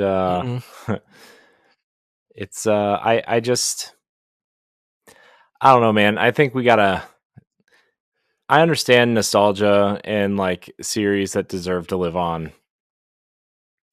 I think it's time to move on from Shenmue. Yeah. That's my Or take. Although I said it was time to move on from Tony Hawk also, and we got the 1 and 2 remake, and it's amazing. So what do I know, man? That's why I'm sitting in my basement talking to you on a dumb video call talking about video games instead of making these decisions, right? Like I don't know anything. I know less about anything at this point. I think Shenmue needs a refresh. I think it needs I think there's a lot of stuff holding that series back. And I think like a lot of the gameplay and level design or design of that game just really needs to change. Because it's it's not good. The way that the game is designed and the layout of it. So yeah, I wonder if I almost wonder if it's one of those series that would be like better in a way of like if somebody else took over it, right? Like if somebody else took over Shenmue and made it like it's almost like when there's a franchise that people love, but then the creator gets too close to it and starts fiddling with it. It's almost like George Lucas and Star Wars, right? Where like yeah. people, he started really tinkering with it with like I guess the special editions when they came out right before the prequel trilogy came out. And you remember that, right? When they kind of released that VHS box set in that gold Darth Vader helmet box set. Man, I just dated us a little bit, but that's okay. And then people were complaining that he like tampered with it, and the bad job at CGI, and yeah, it was a whole thing. Yeah. And I almost wonder, and like, I know people are going to just say that I'm a big Disney fan, but I actually think the stuff Disney's done has been relatively good. I think the big eyesore is The Rise of Skywalker, which was the last movie they put out, right? Mm-hmm. But I think people love Rogue One. People really enjoyed The Force Awakens. I think people have come around on Solo. The Last Jedi's divisive, but I know people that like it and people that don't, right? I mean, they're whatever. And then people love most of the TV shows that are going on. Like people love The Mandalorian, people love Ahsoka, people loved Obi-Wan, from what I have been hearing. Like Skeleton Crew seems to be doing pretty well. The only thing that seemed to bomb was Book of Boba Fett, and then the Acolyte, that was the kind Yeah. of Jedi Samurai show that was out, right? So I don't know, man. I think people just need to. We need to make new things. We need new things. You know. This. We're gonna move on, because now we're just gonna cry a little bit. I can't do that right now. Where did the dock go? Did I close the dock? Oh my gosh, Ed, I'm so dumb. Hold on, Ed. I have a Yes. question for you. Yes. Why did the chicken cross the road? Because it was trying to get to the other Because side. it was trying to look at this Switch 2 rumor that has Oh seemingly wow. been confirmed by 6 developers. So there have been a lot of strange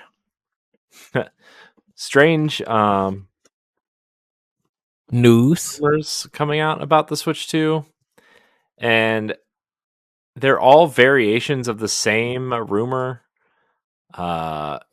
Where it's, we've read about the power, we've read about the increase in RAM, and to have 3 times the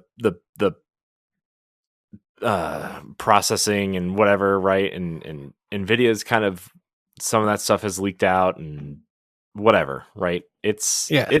It's out there. Well, it seems like the general knowledge of this stuff has been outed by quite a few publishers, Mm-hmm. including some larger ones that you may have heard of. It's time, man. It's coming.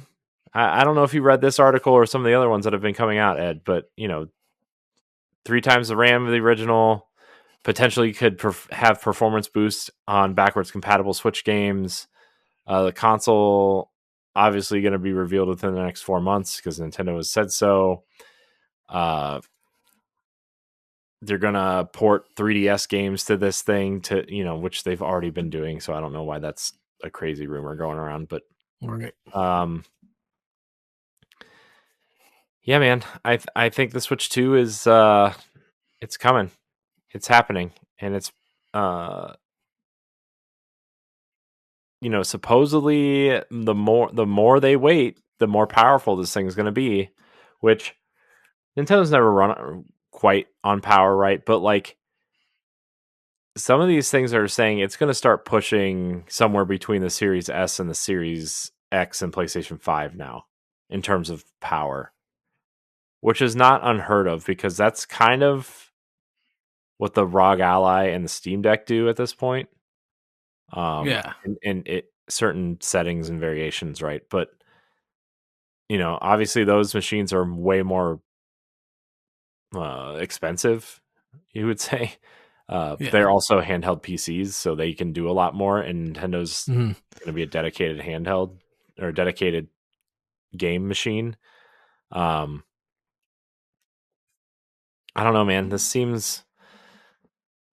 I wonder how much of this stuff is really going to come to fruition, because we kind of thought a lot of things about the Switch, and I mean, it didn't even get Netflix and Disney Plus, right? It has Hulu and it has YouTube, and those are like the two video And apps. Crunchyroll Well, for anime.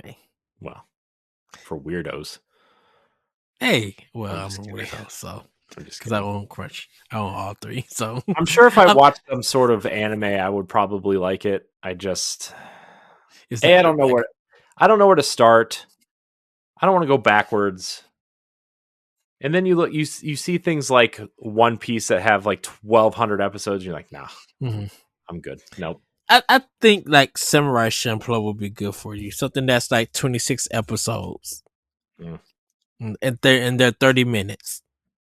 I think you'll probably like the music, the storyline and everything. It's a very great show. I think you get into it. Um, I just want to say this, regardless of all the rumors, what people are saying, I want to know, is the commercial recorded for the next console? Because the moment that commercial is recorded, of course, everybody who is in that production is going to be under NDA. Like they can't say anything. Oh yeah, sure. But once that if someone knows that they landed a big major commercial and it has Nintendo's next console in it, or if Nintendo is doing it themselves, that's when we know that something big is happening. Mm-hmm. You know, so it to me, my thing is, if there is a commercial for their next console, if it's recorded, edited, and ready to roll out when they get ready to announce this, then we're gonna know that the next console is there. But I think at this point in time, um, I think everything in the story that is nothing new. We already know that they're going to announce some stuff. The backwards compatible stuff that we knew about. I'm assuming that it will, with the chips that's in it, and stuff, that it will increase or improve Switch games, or the older, because it's on new hardware. We call it the smart delivery tactic, like Mm-hmm. Xbox. But my thing is, I want to know if there is a commercial, because if there is a commercial that's out that's been recorded, and somehow I'm assuming it's going to be in-house Nintendo doing the editing and everything, and making sure that no other company knows what's going on. That's the only way. Mm-hmm. And even the actor is gonna be like, y'all got to keep your mouth closed about this. Yeah. You know. Yeah. So Yeah. I just man, the Switch 2, I'm I'm ready for this thing, man. Like I play my Switch every day at some point, whether it's for 10 minutes or for 2 hours, whatever, right? mhm. Like it's been my go-to gaming machine for since it came out, essentially. Same. Unless I'm playing unless I'm deep into Destiny, right? Like the Switch is my go-to gaming machine, and I just I love this thing. I want the Switch 2. My dream would just be, I want the Switch 2 to be exactly the same. Like the Xbox. The Xbox was exactly the same. It's just more powerful, and it made the old games run better, right? Yes. That's all I want. That's all I want, you know? And it's like, and technically PlayStation does that too, but you got to pay for it. It's just like, that's all I want from Nintendo. Is like, I love the experience of the Switch. Like I can play Roller Coaster Tycoon. You put Destiny on this thing, I'm getting rid of everything else. That's all I'm saying. But because I don't really care that much. If I want to play Game Pass games, I'll just do what my nephew does and play in the cloud, I guess. No, I won't. I won't do that. I'm just kidding. I'll keep my Xbox somewhere. But my point is like, I think if this thing is more powerful, we're going to start getting the games that are, you look at Final Fantasy VII Remake and Rebirth, right? Mm-hmm. The next Nintendo console will probably get both of those games, and it will probably run somewhere between the PS4 and PS5 version of Remake, right? Where, Yes. it might run at like 900p and 40 frames a second or something, right? It'll be somewhere kind of clearly not the PS5 Pro version, but way better than the version you're playing on the PS4, right? It's going to be somewhere in a nice happy medium, and it's going to be perfect. Like, it's going to run at the perfect level for a handheld, which is all anybody kind of wants, right? Yes. And I think they also have to start looking at Sony and Microsoft now as serious competitors in the space, because even though this is the only console that's going to run Nintendo games and Nintendo has been killing it with first party, the Xbox and the PlayStation are coming out with handhelds as well, and those are going to be able to play your library as well. Granted, they're going to be dedicated handhelds, and you still have to have the other box to play on the TV, which is gonna,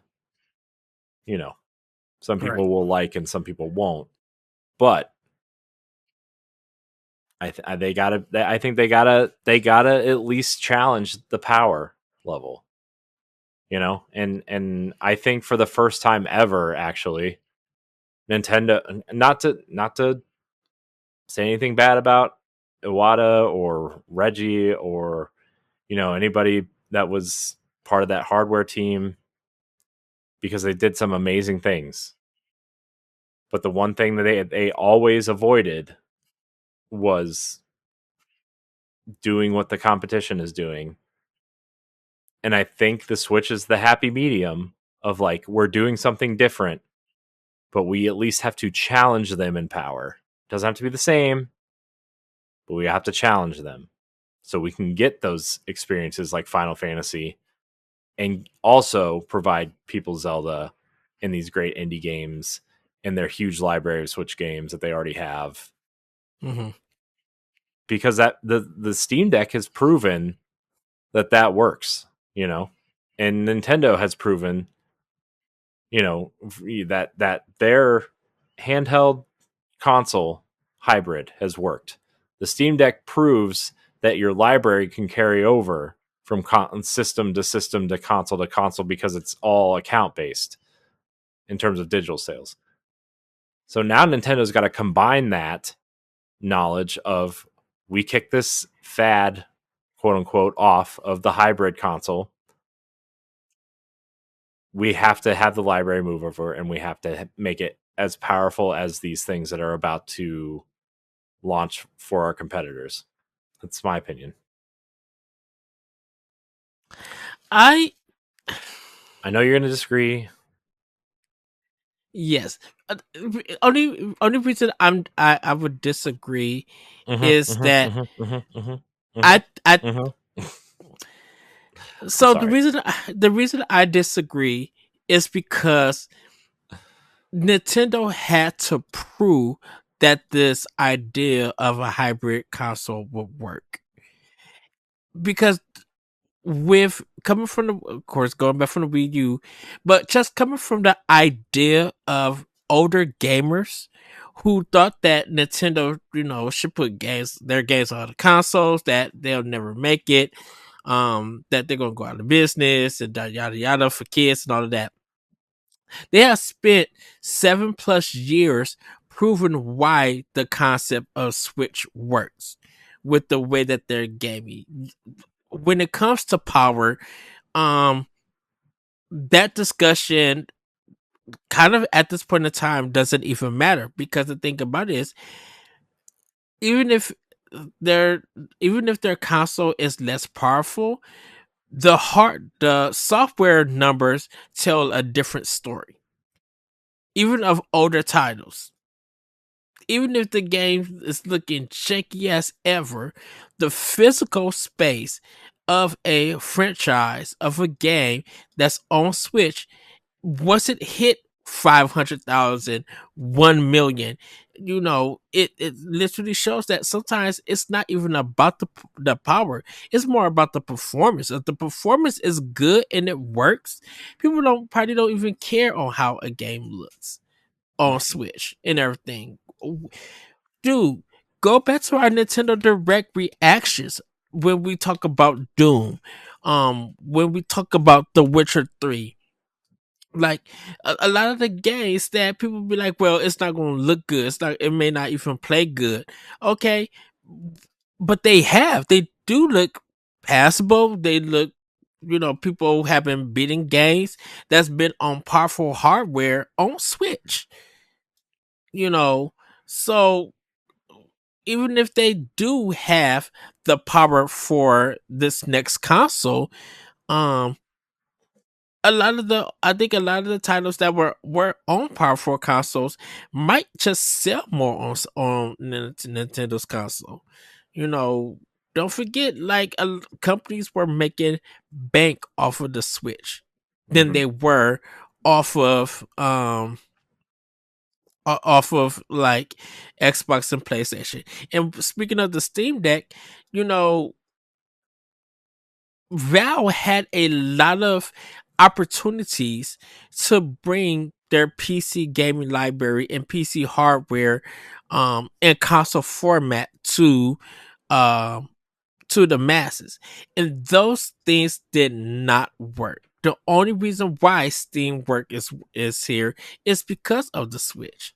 And it's mostly Steam has PC components in the system and not so much console components in it in a sense. Meaning that like a lot of that stuff isn't I'm assuming Steam doesn't have custom made uh hardware inside the Steam Deck I mean, I'm and I'm everything. sure some of it is somewhat custom, but Mm-hmm. I mean, I'm sure they're just looking at baseline PCs and trying to figure out. Again, I don't really know how this works, so I don't want to pretend to know that I know how it works. But it seems, a little bit strange. I don't know. I And think, I just want, I just want the next console to be good, man. I and I just want it think to it will. work. I don't doubt that it will. I just really want That it to. I think it's I think for definitely for me is that the people who had doubt about the Switch probably now is going to have a higher expectation of the next console. And of course they're going to be comparing it to, well, I could do probably this stuff better on my Steam Deck and everything. And you probably could, but um you're dealing with PC hardware and specs than console custom made specs. Mhm. Those two are always going to be a two different thing. And don't forget, you're running stuff on physical or digital hardware. I mean, not physical or digital software on a console that has a port compared to a system that relies on your internet for you to play games. It's yes, you can save stuff um to a memory card, but the Steam Deck is still a cloud based system. You still need the internet to play the games that's on there. Yeah. With Nintendo hybrid console, you pop in the hardware, or if you got an SD card or micro SD card, and you got the digital version of that game that you purchased saved on there, you could play it without there. You could play it on there without having any internet access. Yeah, but I mean, their Switch Online stuff though. You have to check in every 7 days. No, I think is the problem. and the word online tells you that. So I think Microsoft and Sony, um I don't Well, think Nintendo has to worry about them because Microsoft and Sony are always trying to take ideas away from Nintendo and incorporate it in their business. They have done it with the Wii. They have done it with the handhelds.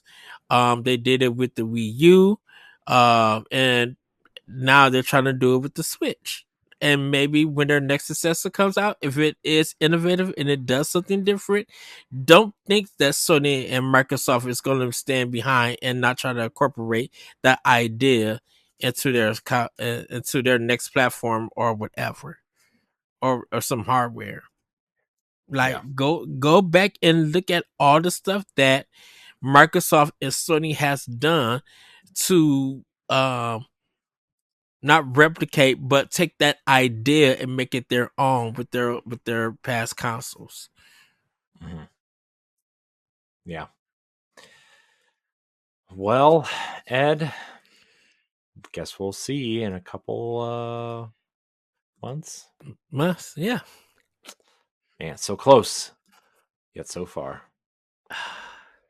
Speaking of so close yet so far, Ed, Ubisoft. Oh, good goody moogly. So much is going Um, on. so they are, as we've been talking about for the last couple months, they've been in this weird financial situation, which um, has kind of put them in this spot where they have to consider going private after a rough. It's they say a rough year of releases, but it's really been like a rough few years, right? Uh,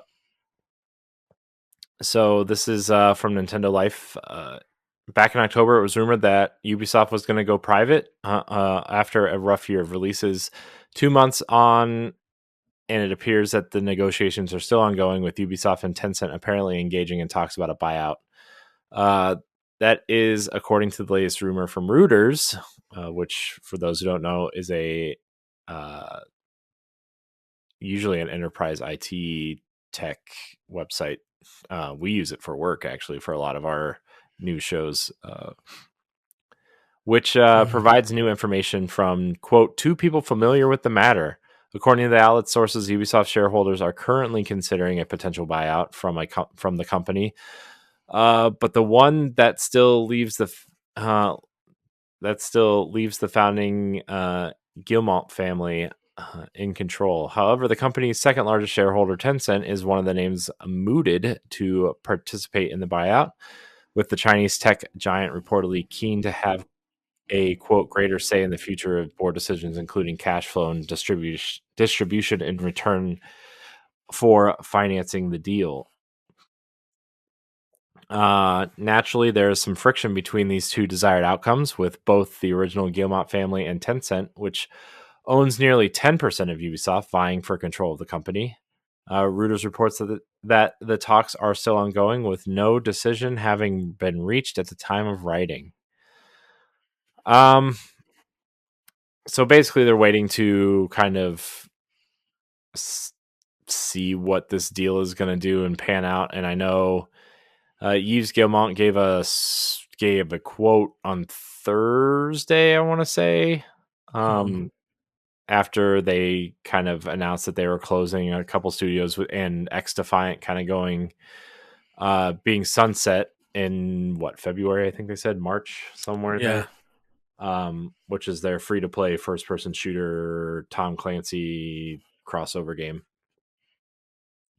And they're laying off 277 people, closing the San Francisco office, the Osaka office, and yeah, that's it's something like 400 or 500 people being reassigned within the company, um, which, more layoffs, shocking, but I don't know, man. First of all, Ubisoft employs almost 19,000 people, right? Hmm. That's bigger than that's bigger than Bethesda and Activision combined. That's bigger. It's almost as large as Microsoft Gaming as a whole, which is about 20,000 people. Um, they're arguably the largest third party publisher. Yeah, I think they are. There's no reason they need to be that big, first of all. And I don't want to see any more people get laid off.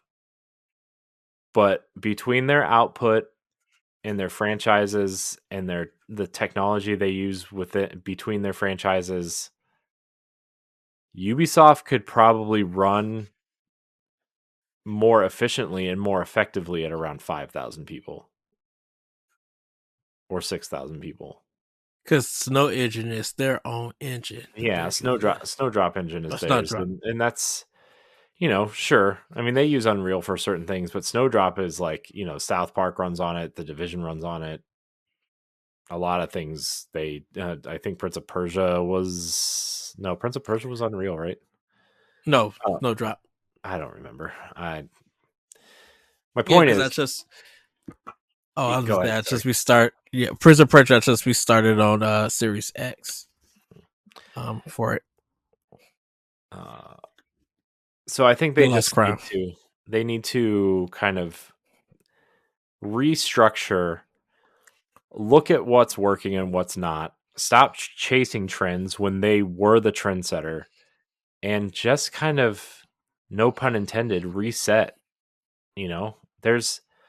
There's nothing wrong with Assassin's Creed. Just stop releasing one every year. There's nothing wrong with a 2D Prince of Persia. Just know you're going to sell about 500,000 to 1,000,000 units instead of 10 million units. There's All right. nothing wrong with your little art projects like the Rayman games or Valiant Hearts or Child of Light, right? Like, Ubisoft does some really interesting, amazing things. And they Mm-hmm. have their heavy hitting franchises like Far Cry and Assassin's Creed, and Rainbow Six is a great game as a service. The Division is a great game as a service. Yeah. I just think they have too many people and their budgets are too high, and they have high expectations because they need to A, please shareholders, and B, pay 19,000 people. you know, it's and I know like pay is different everywhere in the world. I get that, but like, man, 19,000 people is still 19,000 people you have to send paychecks to, right? Like, that's still a Yeah. lot of people. Um and so I think they just need to sit down and reconsider things, and you know, I think starting with a couple remakes and remasters like they've been doing, right? Like the Beyond Good and Evil remaster came out this year. That Splinter Cell 1 remake is in the works at Montreal. Rumors of Assassin's Creed remakes like 1 and 4 are being remade, which is smart. Like, they have some great ideas and they have a great back catalog now that they can reach back and say, we're going to remake this, we're going to remaster this, we're going to make a new game in this IP. And it's just, they have Star Wars and Avatar now. They could do interesting things in those universes. Like, they have the pieces. They have just made a few bad decisions, and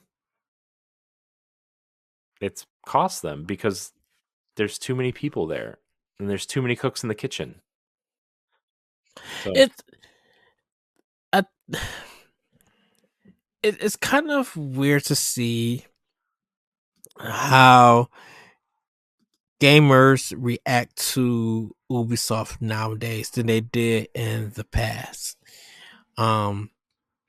And I think uh once again it was just like if we make these higher quality games, we're going to get those same kind of we're going to get some high sales, and it hasn't been that way yeah, in a sense. People, like I said, they Mega Man, Assassin's Creed, so people kind of got tired of it. Like the biggest and um excited thing that came out of Ubisoft was uh when the rabbits did the game with Mario, um that one. Yeah, Um, Mario Rabbids. Mario Rabbids.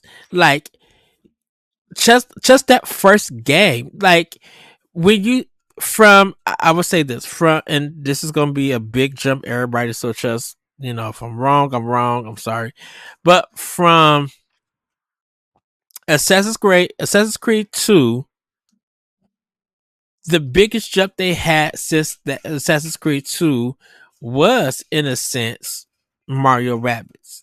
Because everybody was talking at E3, even the XCOM team who looked at it and saw it was excited to play this game. It became the talk of that year's E3. And then when the game came out, it sold tremendous. It sold very well and everything. We got emotional and happy to see even with the director how he was crying, and the way that he felt at that E3 when this game was revealed, and it was just like the love and the passion that he had for this game made us even love him more. And it hasn't been like that ever since that game came out. Of course, and we can knock Just Dance all we want to, but Just Dance sells. People who stream Just Dance, people who are, getting exercise from Just Dance, and everything. Like there is a community out there for Just Dance, and yeah, that is an annual game because there are people who love that series, who love, when it comes to a music game that people can move to, Just Dance has become the leading game. We don't have Central. We don't have Dance Revolution out there.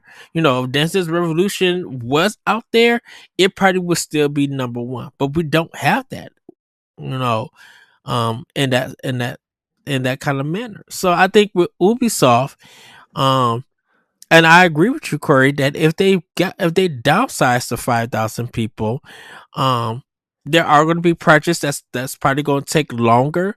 Um, we know there's going to be sale expectations, but if there's going to be a quality, um, towards it, and it really these games works and stuff, even with the marketing, we as gamers, if we are intrigued and willing to give that game a try, we'll go out and support that game.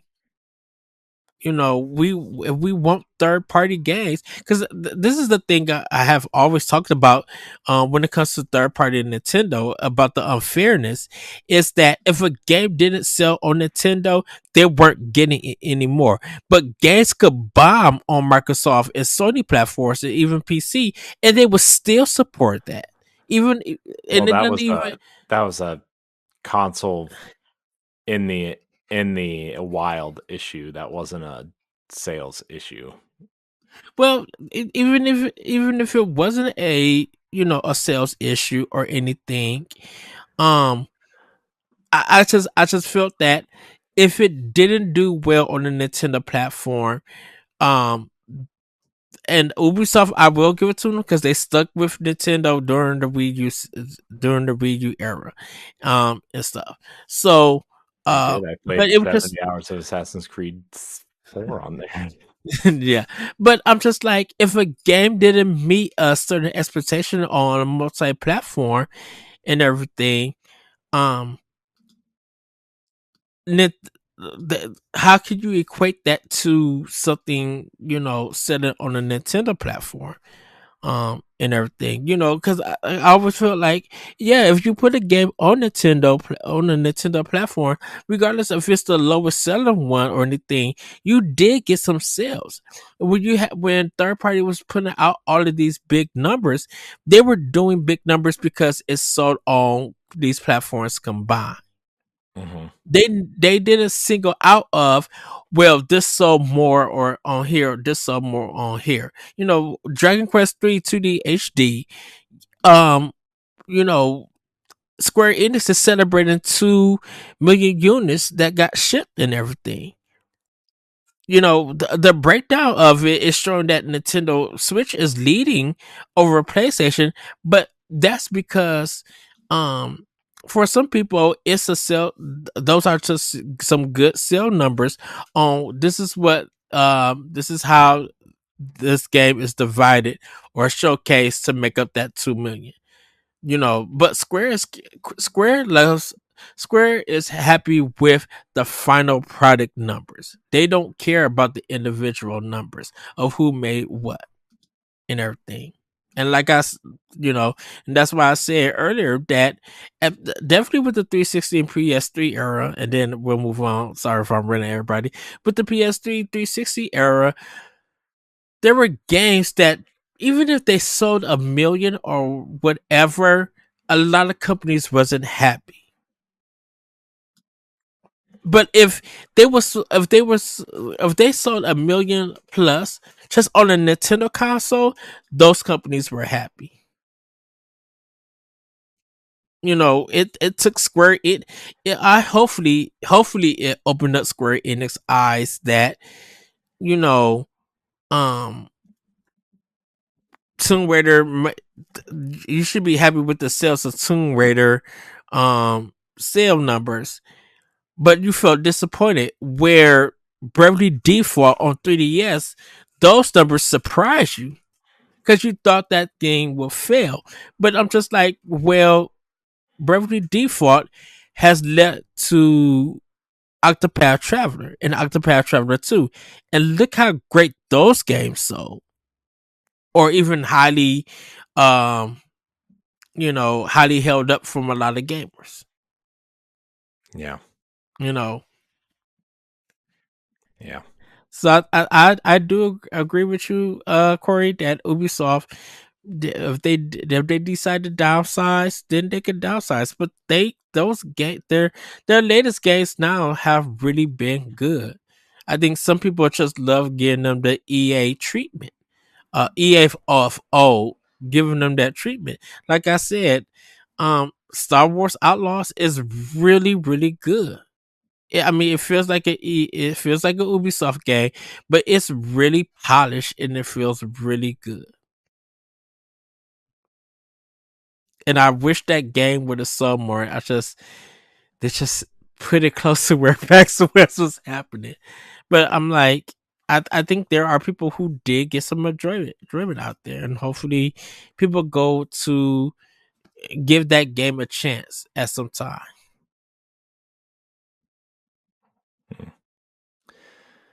Yeah.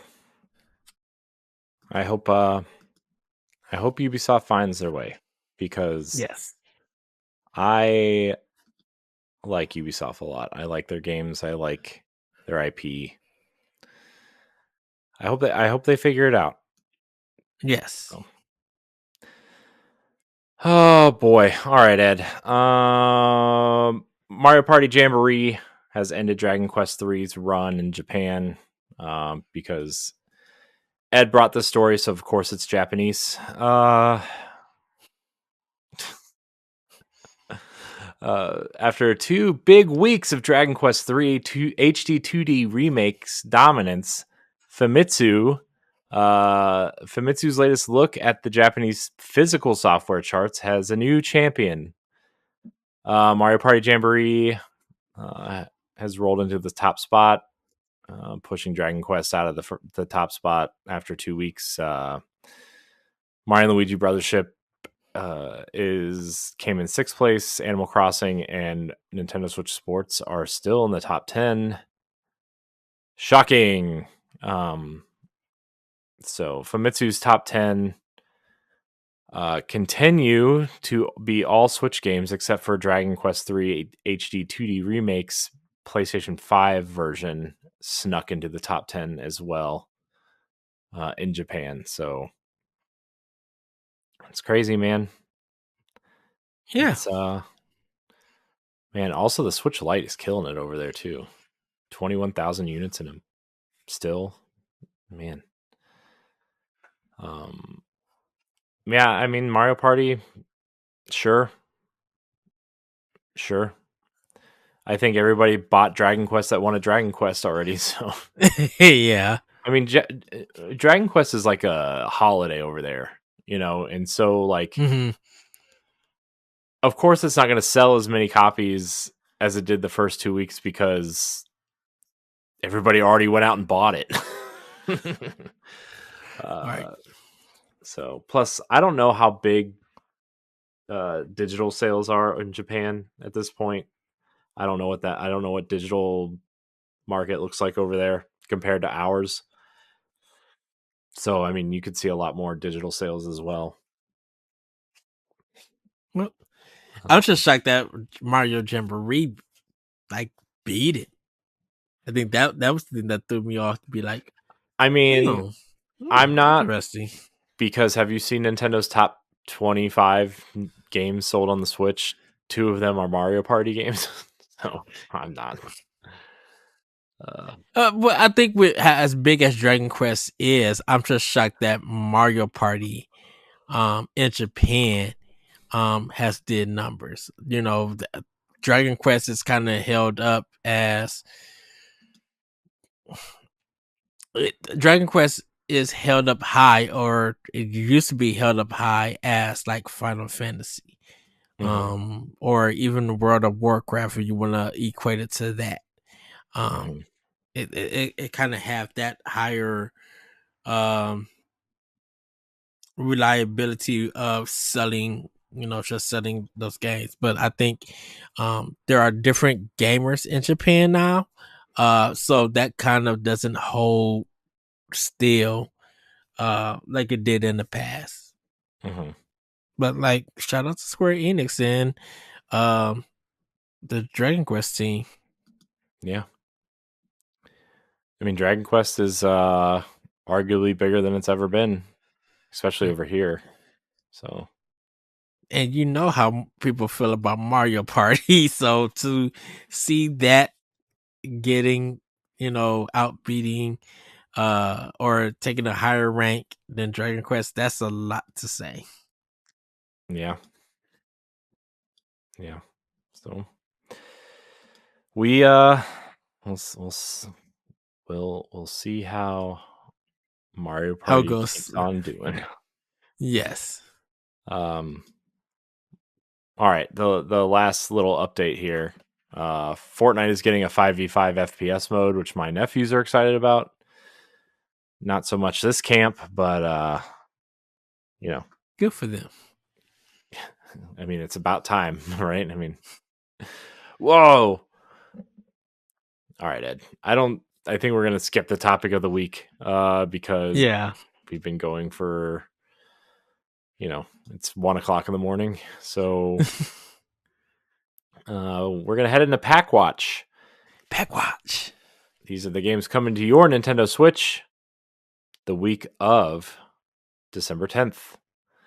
Legacy of Kain 1 and Legacy of Kain Soul Reaver 1 and 2 remastered are coming. Is that getting a physical, or is that one of those limited run things?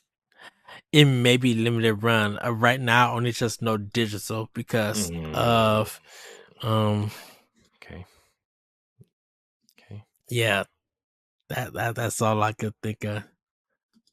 Uh, Centuries after your former master Kain betrays and executes you, you rise again and embark on a relentless quest for revenge. Slay your former vampire brethren with your claws, bolts of telekinetic energy, and the elemental wraith blade. Grow stronger by devouring the souls of your enemies. Also coming out on 12/10, originally delayed and then reversed. Ed, Mighty Morphin Power Rangers, Rita's Rewind. It is worth mentioning that Rita's Rewind will only have couch co-op on the Switch for a time being, and online will be added later. But it will come feature complete. Other than that, in Rita's Rewind, the team faces off against a robotic reincarnation of the Power Rangers' longtime nemesis. Robo Rita has conjured a portal to send herself back in time so she can finally vanquish the Power Rangers by forming an alliance with her younger self. This was kind of the Robo Rita's from the 30th anniversary movie that came out on Netflix last year maybe. I think so. Um Where was I? Team up with their younger self, working together. Robo Rita and Rita Repulsa rewind, rewrite, and remix the past in an attempt to stop the very formation of the Power Rangers, altering the course of history. Will the two Ritas and their army of monstrous enemies from across the MMPR timeline finally succeed in destroying the Power Rangers, or will these teenagers with attitude learn to work together and counter the catastrophic chronological collaboration? Jeez, that's a mouthful. This game looks cool. It looks an awful lot like that Ninja Turtles game, Shredder's Revenge, but it's not the same team. It's Digital Eclipse doing their first original game, which is cool. Yeah. Also on 1010, Taito Milestones 3. The third installment of Taito Milestones series brings back a diverse selection of 10 arcade classics from the 80s and 90s. This sounds like an Ed joint. Yikes. On 1212, Victory Heat Rally. Power slide at breakneck speeds through a dynamic and vibrant 2.5D world brought to life by pixel perfect visuals. Crank up the volume with a soundtrack featuring banging beats, scorching guitar solos, and high octane energy that really bring the heat to Victory Heat Rally. Select your star driver and become one with your machine. Challenge yourself and friends turned rivals across a variety of game modes. Experience the high-speed action and non-stop drifting thrills, either solo or in 4-player split screen. It looks really, really cool. If you say so. I don't know what it looks like. I didn't look it up. Maybe it does. Fairy Tail 2. Relive the culmination of the original series through gameplay. This RPG depicts the dramatic developments of the Alvarez Empire arc, the climax of the original story. Playing as the main characters Natsu and Lucy and other members of the Fairy Tail Guild, you can relive the epic battles against their greatest enemy, Emperor Spriggan Zareth of the Alvarez Empire. There's a lot of parentheses and commas in here, everybody, so just bear with me. Along with the elite team called the Spriggan 12 and the World Destroyer Black Dragon Acnologica. Or Echnologia. Well, whatever. Yeah. Whatever, it's fine. That word's made up, so it doesn't matter. It's a anime, everybody, but people are excited for this game. Some people are excited, so that's why I included it. It's all made up. I'm just kidding. It's fine. Those are your games coming out. Power Rangers for me is the standout. Legacy of Kain, 1 to 2 for me. Yeah, and people Soul Weaver. I've never played Legacy of Kain, so I'm not sure how excited I am. I will probably play it at some point, but at the same time. Yeah, Power Rangers also and Victory Heat Rally. Title Milestone 3 is something I'll probably get on the sale if they ever put it in. I kind of want a collection because all three milestones are on Switch, or when 3 come out, all 3 of those games. So you have like a big list of arcade games. And then I know Title has a lot of arcade games that just never came to America. If they did, it was a really limited release. So, and you know me with my retro stuff, I love me some arcade games. Yep. So yeah, that's what's coming. So let's wrap the show up with question block, where we wrap the show with questions from the audience via Discord or Twitter or Blue Sky or wherever you feel like sending us questions. Our first question comes from our friend Adam Gumbert from Respawn Aim Fire. Just check out that podcast and their streams and all that stuff. Yeah. Based on exclusives, how does Nintendo's 24 rank compared to the other years of the Switch?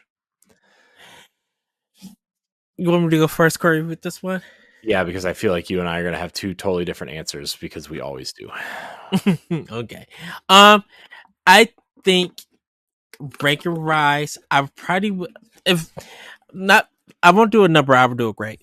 If I had to give uh I would have to give them a B minus this year, which is fine. Um, due to the fact that in the past 7 years with Nintendo exclusives, we have got a lot of high quality games from them, from Fire Emblem, Three Houses to Legend of Zelda, Tears of the Kingdom. Like, we have had some really great years. We still go back to 2019. Go look at that release list of games that came out to that system. Just from July, August, September. Like, those are hard hitting games that came out with their just like with their first party. I think this year, because Nintendo is probably gathering and getting ready for their next console, a lot of their big team releases at Nintendo haven't really put out that much or anything. It's been teams that are or partners that they have been worked with, like with Grezzo and Acquire. Those are the developers. They're great games. It's just that the performance has a hindrance on those games. For some of them, me and Josh talked about this in one of our expansion passes. And so I think for uh 2024, I think their a B minus is fitting for them. But Echoes of Wisdom is great. Mario Party Jamboree is great. Some of their port games are really really good.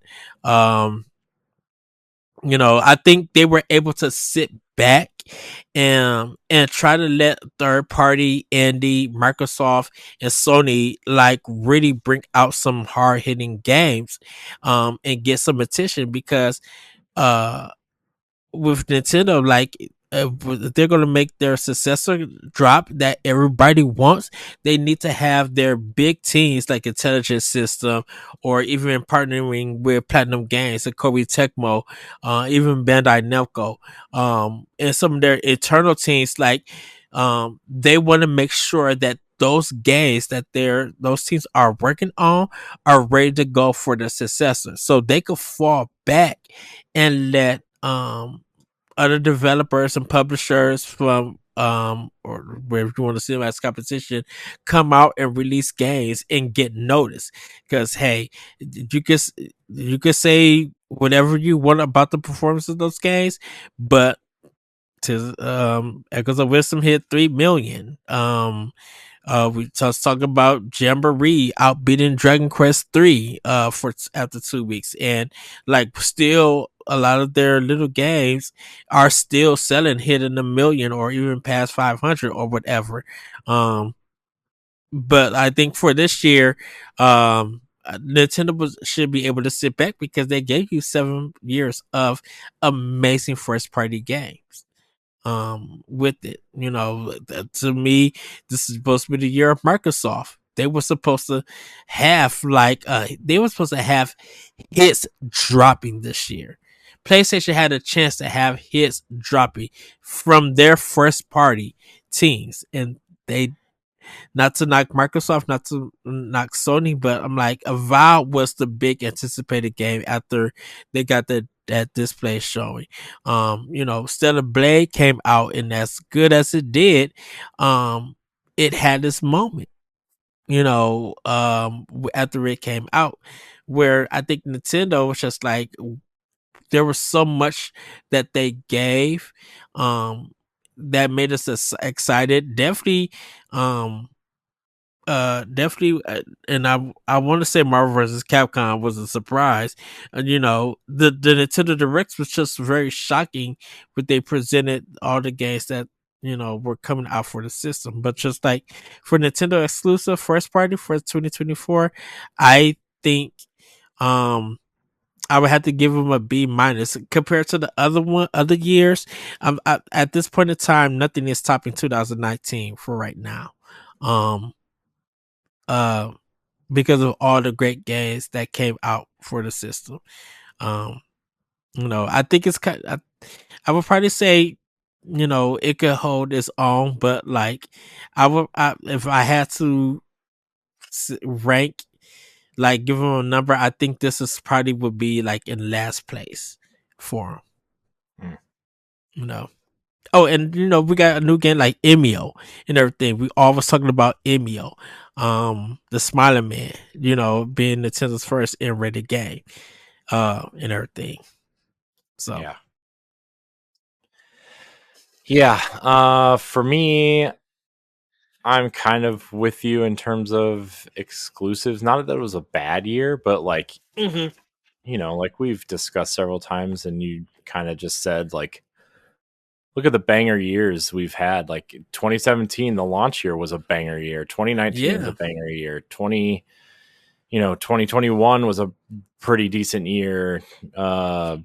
They've all been really decent years in one way or another. I mean, last year was a great year. We got yeah, Pikmin, we got another Pikmin game and a Tears of the Kingdom, and a awesome 2D Mario game. Like last year was an awesome year too, and this yeah, year was like as good as this year was. Like this might have been a pretty good year on the Wii U, to be honest with you. Uh, we got a great new innovative 2D Zelda game. We got an interesting kind of take on Princess Peach. We got another Code Recollection, which is a remake of niche DS titles, and it's like right. that's great. That's awesome. We got some great games this year. Luigi's Mansion 2, which is arguably the best Luigi's Mansion, the best, what people say is the best Paper Mario, and we got a new Mario and Luigi game, which we didn't think we were ever going to get again. Like, Yeah, we got some great games, and it's just another good year and a great run of years of Nintendo. I mean, I don't know how much else I have to add to that. That's just what it is. It's that's what it is. and then like even with NSO, Mhm. releasing some bangers like Vector um Man. Vector Man. We got Donkey Kong. We got some more N-rated N64 games. Tetris is dropping for NES soon. Um, so it's and then we got like also Japanese games that never been released in America. So like you know, not sell wise, retail wise and digital wise for new Switch games and stuff. Um, there's just yeah, there's just some there's some good games out there. There's once again they put out a lot of first party games compared to Microsoft and Sony. So that's something you still have to give Nintendo out. Whether it's a port or it's a remaster, remake, or new or brand new game, you got something almost every month for Nintendo. Hmm. Yeah. I mean, but that's been Nintendo this entire generation, though, right? Yeah. There has been something every 4 to 6 weeks, arguably the entire run of the Switch, except for first party wise, except for maybe the COVID year. But even then, we got something like every 2 months, Right. and in that gap we had, right, was Animal Crossing. So, And you look know, how crazy that game sold. I know, dude. It's the second best selling game on the console. 40 something million units, man. Crazy. Behind Mario Kart 8, man. That thing is going to hit 70 million units when it's all said and done. Oh I mean, if you goodness. count the Wii U units, 13 million, like that game has sold 75 million units. It would be so funny to have Grand Theft Auto 5 versus Mario Kart 8 on Switch. If Well, Mario Kart 8 Grand Theft Auto 5 has sold what 200 million. It's something ridiculous. It's a ton. It's like Yeah, the best selling game but of all. that's which is multi-platform, right? But I'm just like, It is what? yes, It's also multi-platform multi-generation. versus true. Yes, also, um, Three but generations. to have that game versus Mario Kart 8, the Switch version, like if the Switch version just even hit 100 million, like I don't even know a GTA could even hit that number on one console. Yeah. And they would literally have to make a decision of, do we bring this to PC only to get that number? Because you can't bring it to Xbox or Sony. They haven't had they don't have 100 million consoles out of PlayStation 5 and Series X or S. PC would be like the only one to make them have that high number. Whereas Switch is just like, oh, even if we threw out the Wii U numbers, if that system sold 100 copies of that game, Yeah. like how how would that discussion go? Because it's going to be, if we look at it, it's going to be GTA 6 versus Mario Kart 9 or the next Mario Kart game. Like, can those numbers reoccur again? Who knows? Mhm. Yeah. Well, guess we'll have to do a year ranking at some point. The Switch again. All right. Mary Helen Norris writes in, "'Tis the season. You have to buy a Christmas present for someone, and the one thing you know is that they're a Nintendo fan. What game? What game are you buying for them, and why?" Hmm. Well, Okay, what so don't to they own? this, you have to buy a Christmas present for someone, and the one thing you know is that they're a Nintendo fan. What game are you buying for them, and why? So I am going to definitely, if this is this, I'm not even including gender or anything. I'm or whatever. Um, I mean, it is age is going to be a questionable thing for it, but I would definitely buy them Xenoblade Chronicles 3. Um and I think I would buy, I mean, it's a long art JRPG. The battle systems and everything, and hearing the story, getting into the music and everything, but understanding um uh strong storytelling and narrative, and I think it's going to be a game that's going to take them a long time to play, and I really think that for, even if it's, I know if it's a kid, I would have brought them like Yoshi's Crafted World, because creative bosses, the way that that game is designed, the level layout is so good and they can play with their families. But if I'm going for a Nintendo fan who's maybe a teen or a little bit older or whatever thing, I think Xenoblade Chronicles 3 is so strong in its presentation, like with its graphics, with its cutscenes. You really feel for the characters. Some of the twists and surprises in the cutscenes will make you drop your jaw. Some parts in that game will make you feel emotion, and I think people will get an understanding that um Nintendo isn't just for kids. Xenoblade Chronicles 3 will break that stereotype that people still place on Nintendo to this very day.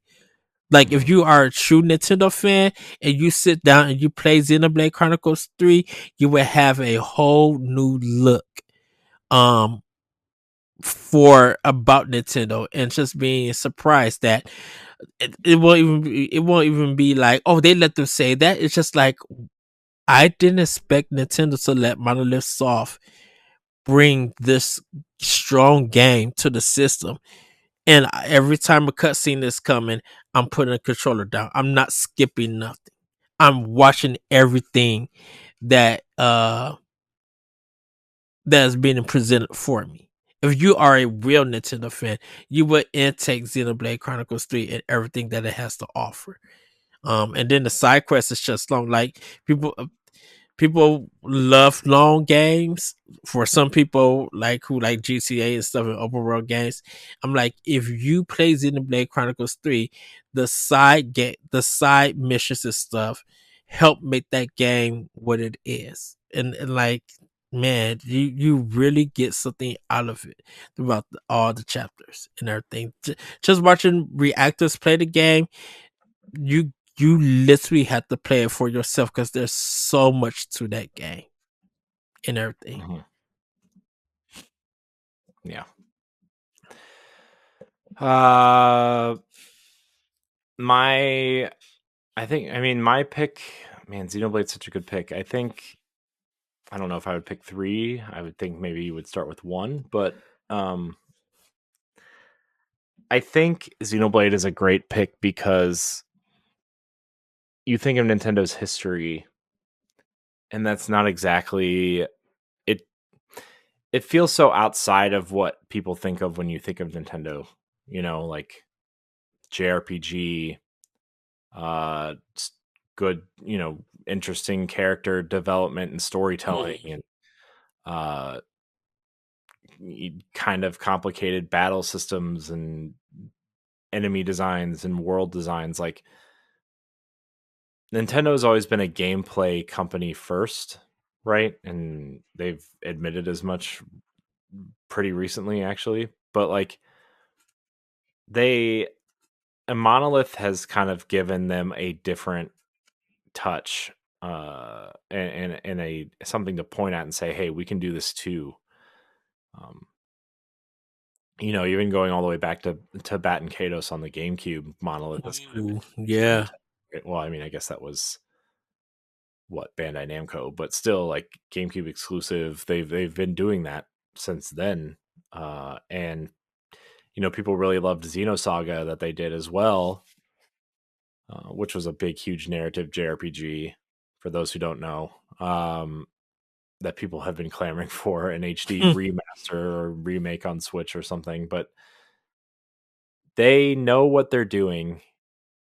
And yeah, I mean, I guess if you are a big Nintendo fan, especially a nostalgic Nintendo fan, and you're kind of itching for something new and different, this would be the thing, right? Like you would definitely get something new out of this. Like, yeah, you could point at Splatoon, but it still feels like a Nintendo game, right? Like the characters really feel like Nintendo characters, and even though it's a shooter, it still mechanically feels innovative and different, like a platformer, almost Mario Sunshine esque in a way sometimes. Um, you could look at Arms, but like it's just a variation of Punch Out at this point. Uh, Hmm. so yeah, I mean, I think Xenoblade is the best answer. I mean, Pikmin I think might be another decent answer. Uh, just because it's kind of quirky and an interesting take Pikmin, on the strategy genre, and yeah, Pikmin 4. Oh, I I think that's a great game, right? I just think it's a great mm. experience. Man, Pikmin 4 is an amazing video game. Just I probably would have to say Xenoblade Chronicles 3, Pikmin 4, Fire Emblem 3 Houses. Fire Emblem 3 Houses will just I think Yeah. I think will put it would make you think, but I think it would teach you a lot about strategy gaming and the yin yang system in a sort of way.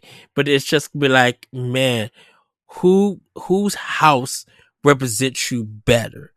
Like, and with the characters that you interact and work with, like who's I have seen people play that game 3 times so they could play each house to see who does it, like how the game goes and everything. And it's amazing to see how people still hold that game up high. Um, we're 3 houses. And shoot, even Three Hopes, Fire Emblem Three Hopes, just Shaz is just everything iconic. She's just literally iconic. Even that game is fun. It will make you be like, yeah, this is yeah. Mm-hmm. Yeah. All right, last question here, Ed. That we can Okay. kind of go to bed, I guess. Deshaun Malone writes in. He says, "Yo, what kind of preparation are y'all doing for the end of the Switch's life cycle? Are you buying any games you don't got? The accessories, getting that OLED model?" So, Well, Ed, how are you? I know. we already own a OLED. I could use a second one though. Just saying that Red Mario one is on sale again. Well, I still got my Zelda one wrapped up in the box, and I got my Dang, OLED. man. Hey, By the way, I got out my launch Switch the other day. nice. Well, what I was gonna do is I was gonna like let my daughter play Mario Kart on it, Mm-hmm. right? Um, but the fan is so loud, I feel like it's gonna blow up in her hands. Oh no. I'm like, maybe not. Mine. I thought about getting, man, I want to get them both like Switch Lights, but I feel like my wife would murder me if I bought them both Switch Lights. Mm-hmm. But I would also be contributing to that record number of sales. So it's tough. It's tough, And man. my nephew, he has my original one, and because I got the OLED and stuff. Just like, well, you're gonna have to get a pro controller, uh, because one of the sizes messed up. So Yeah. can't say. Um. So, I mean, I would get games that I need. Whether it's physical or if I need to get them digitally, I'll get them digitally. So yeah, I would just need to buy the games from Best Buy. I'll, Once it comes to it just be the games. I don't need the accessories. I got, like I said, 2 OLEDs, so I'm good. What about you, Corey? I mean, I would like to grab a couple more accessories. I would like to grab another. I, I mean, I have a whole list of things I would like to have, but I would like to get another set of kind of like generic Joy Cons. Mm-hmm. Whether they're the red and blue neons or the gray ones, because my gray ones, the left one finally hit the Joy-Con drift. And so did my blue ones in the same week. I had never experienced Joy-Con drift the entire time I've had a Switch, and then both pair I use regularly hit Joy-Con drift in the same week, so I had to Oh no. retire them. But I would like to get 2 more pairs of Joy-Cons just to keep safe somewhere. I would like to. I've always wanted that Smash special edition controller because it's white, Mm-hmm. especially after I got the OLED model. Like, because I got the white OLED model and the Smash controller is white, and it just looks nice together. And then I have like a whole list of physical games I would like to have added to my collection before it's all said and done. Yeah. Um, Luckily, I have most of the ones that are hard to find at this point. Most of the ones I need are like Mario and uh, you know Pikmin 1 and 2 and some of the That's what I need to get. Pikmin generic, 1 and 2. like, not generic titles, but like the ones that are easy to find. Like you know the Bayonetta trilogy I have, right, and those ones are getting relatively difficult to find. Astral Chain I have, which is difficult to find. Yeah. Uh the series I do wish I had though that are really hard to find are like, I've always wanted to try the Trails series ever since it got popular. I've always wanted to see what it was about. Yeah, Um those I don't even know where you get even order to get those. yeah. And And then everything. the E series is pretty expensive now at this point. Yeah. So I think that series is slowly becoming more popular because Trails is popular, and that's what Falcom's other series. So I don't know, man. Those two series are like very hard to find. But you know, I got the Final Fantasy Pixel remasters, which I assume will be hard to find physical on Switch at some point. Um, depending on where you, because like I said, I ordered mine from Square Enix, Mhm. so I got Well, my I got shit from them. yeah. Well, mine was Amazon had it on sale. I got it for $50. So Okay. Yeah, I think um, mine was like the new 30th anniversary collection or whatever. yeah, it just it kind of sucks because a lot of games are on sale right now, and I only have limited funds. um, I did get Octopath Traveler 2 for $30. It's Ooh, great deal. Amazon. I ordered it like 2 weeks ago, and Amazon said it would be here somewhere between December 8th and December 17th. So Wow. it's December 8th as of right now. So Yes. uh, yeah, so that's kind of where I'm at. It's mostly about getting games and backup accessories for later. Because I have docks. I would like a larger memory card, to be honest. I almost pulled the trigger on that $90 1.5 terabyte micro SD card over Black Friday, Oh, I didn't see that. but you know, with Christmas coming up with two kids, $100 to spend on a memory card was a hard pill to swallow, especially when I have a 512 gig one in there already and it's Mhm. serviceable. Um, so that would be what I would get. Would just be upgrade some accessories and finish out my game library. Find some indies maybe that I enjoy that are on physical that I don't have yet, like Yeah. Hyperlight Drifter. I would love to have physically. Um, Axiom Verge, I would like to have physically. I do have Death's Door, and I did get Tunic, so that's good. And Oh, plus plus, I love would like to that. have physically. Love that game. Um, there's quite a few others. I just can't think off the top of my head right now. Um, but I have.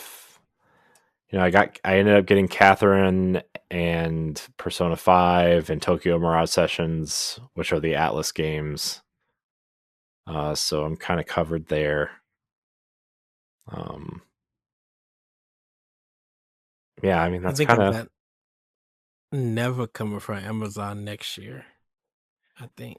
yeah. Those I should probably pre-order from Amazon as well.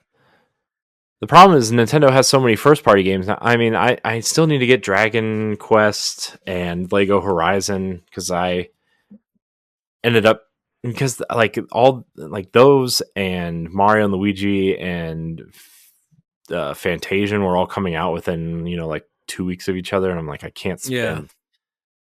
If I was by myself, if I was single and had no kids, I would totally have bought in everything up to this point, whatever. But when you're married and you have a mortgage and your kids want stuff like food and fun, Yeah. uh, unfortunately, they take priority. So, uh,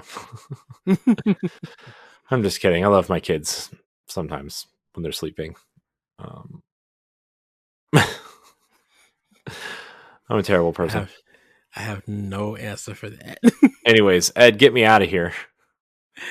Yeah, okay. Corey, let's get ready to hang out. Everybody, thanks for listening and watching Nintendo Pow Block, which is part of the Boss Rush Network. If you enjoyed our discussions, please do subscribe on YouTube or your favorite podcast application. You can support us over on Patreon. That's patreon.com/Boss Rush Network. Thanks everybody for listening, and we'll see you next time. Bye, everybody. Woohoo! Goodbye. If you want to see how you can become a Patreon producer, head on over to patreon.com/BossRushNetwork. The Patreon producers for this month are Adriel Munger, Austin Campbell, Celeste Roberts, Christian S., Sana Dirrig, Francisco Santillan, Matthew Keel, and Todd Oxtra. Thanks for your continued support of the Boss Rush Network.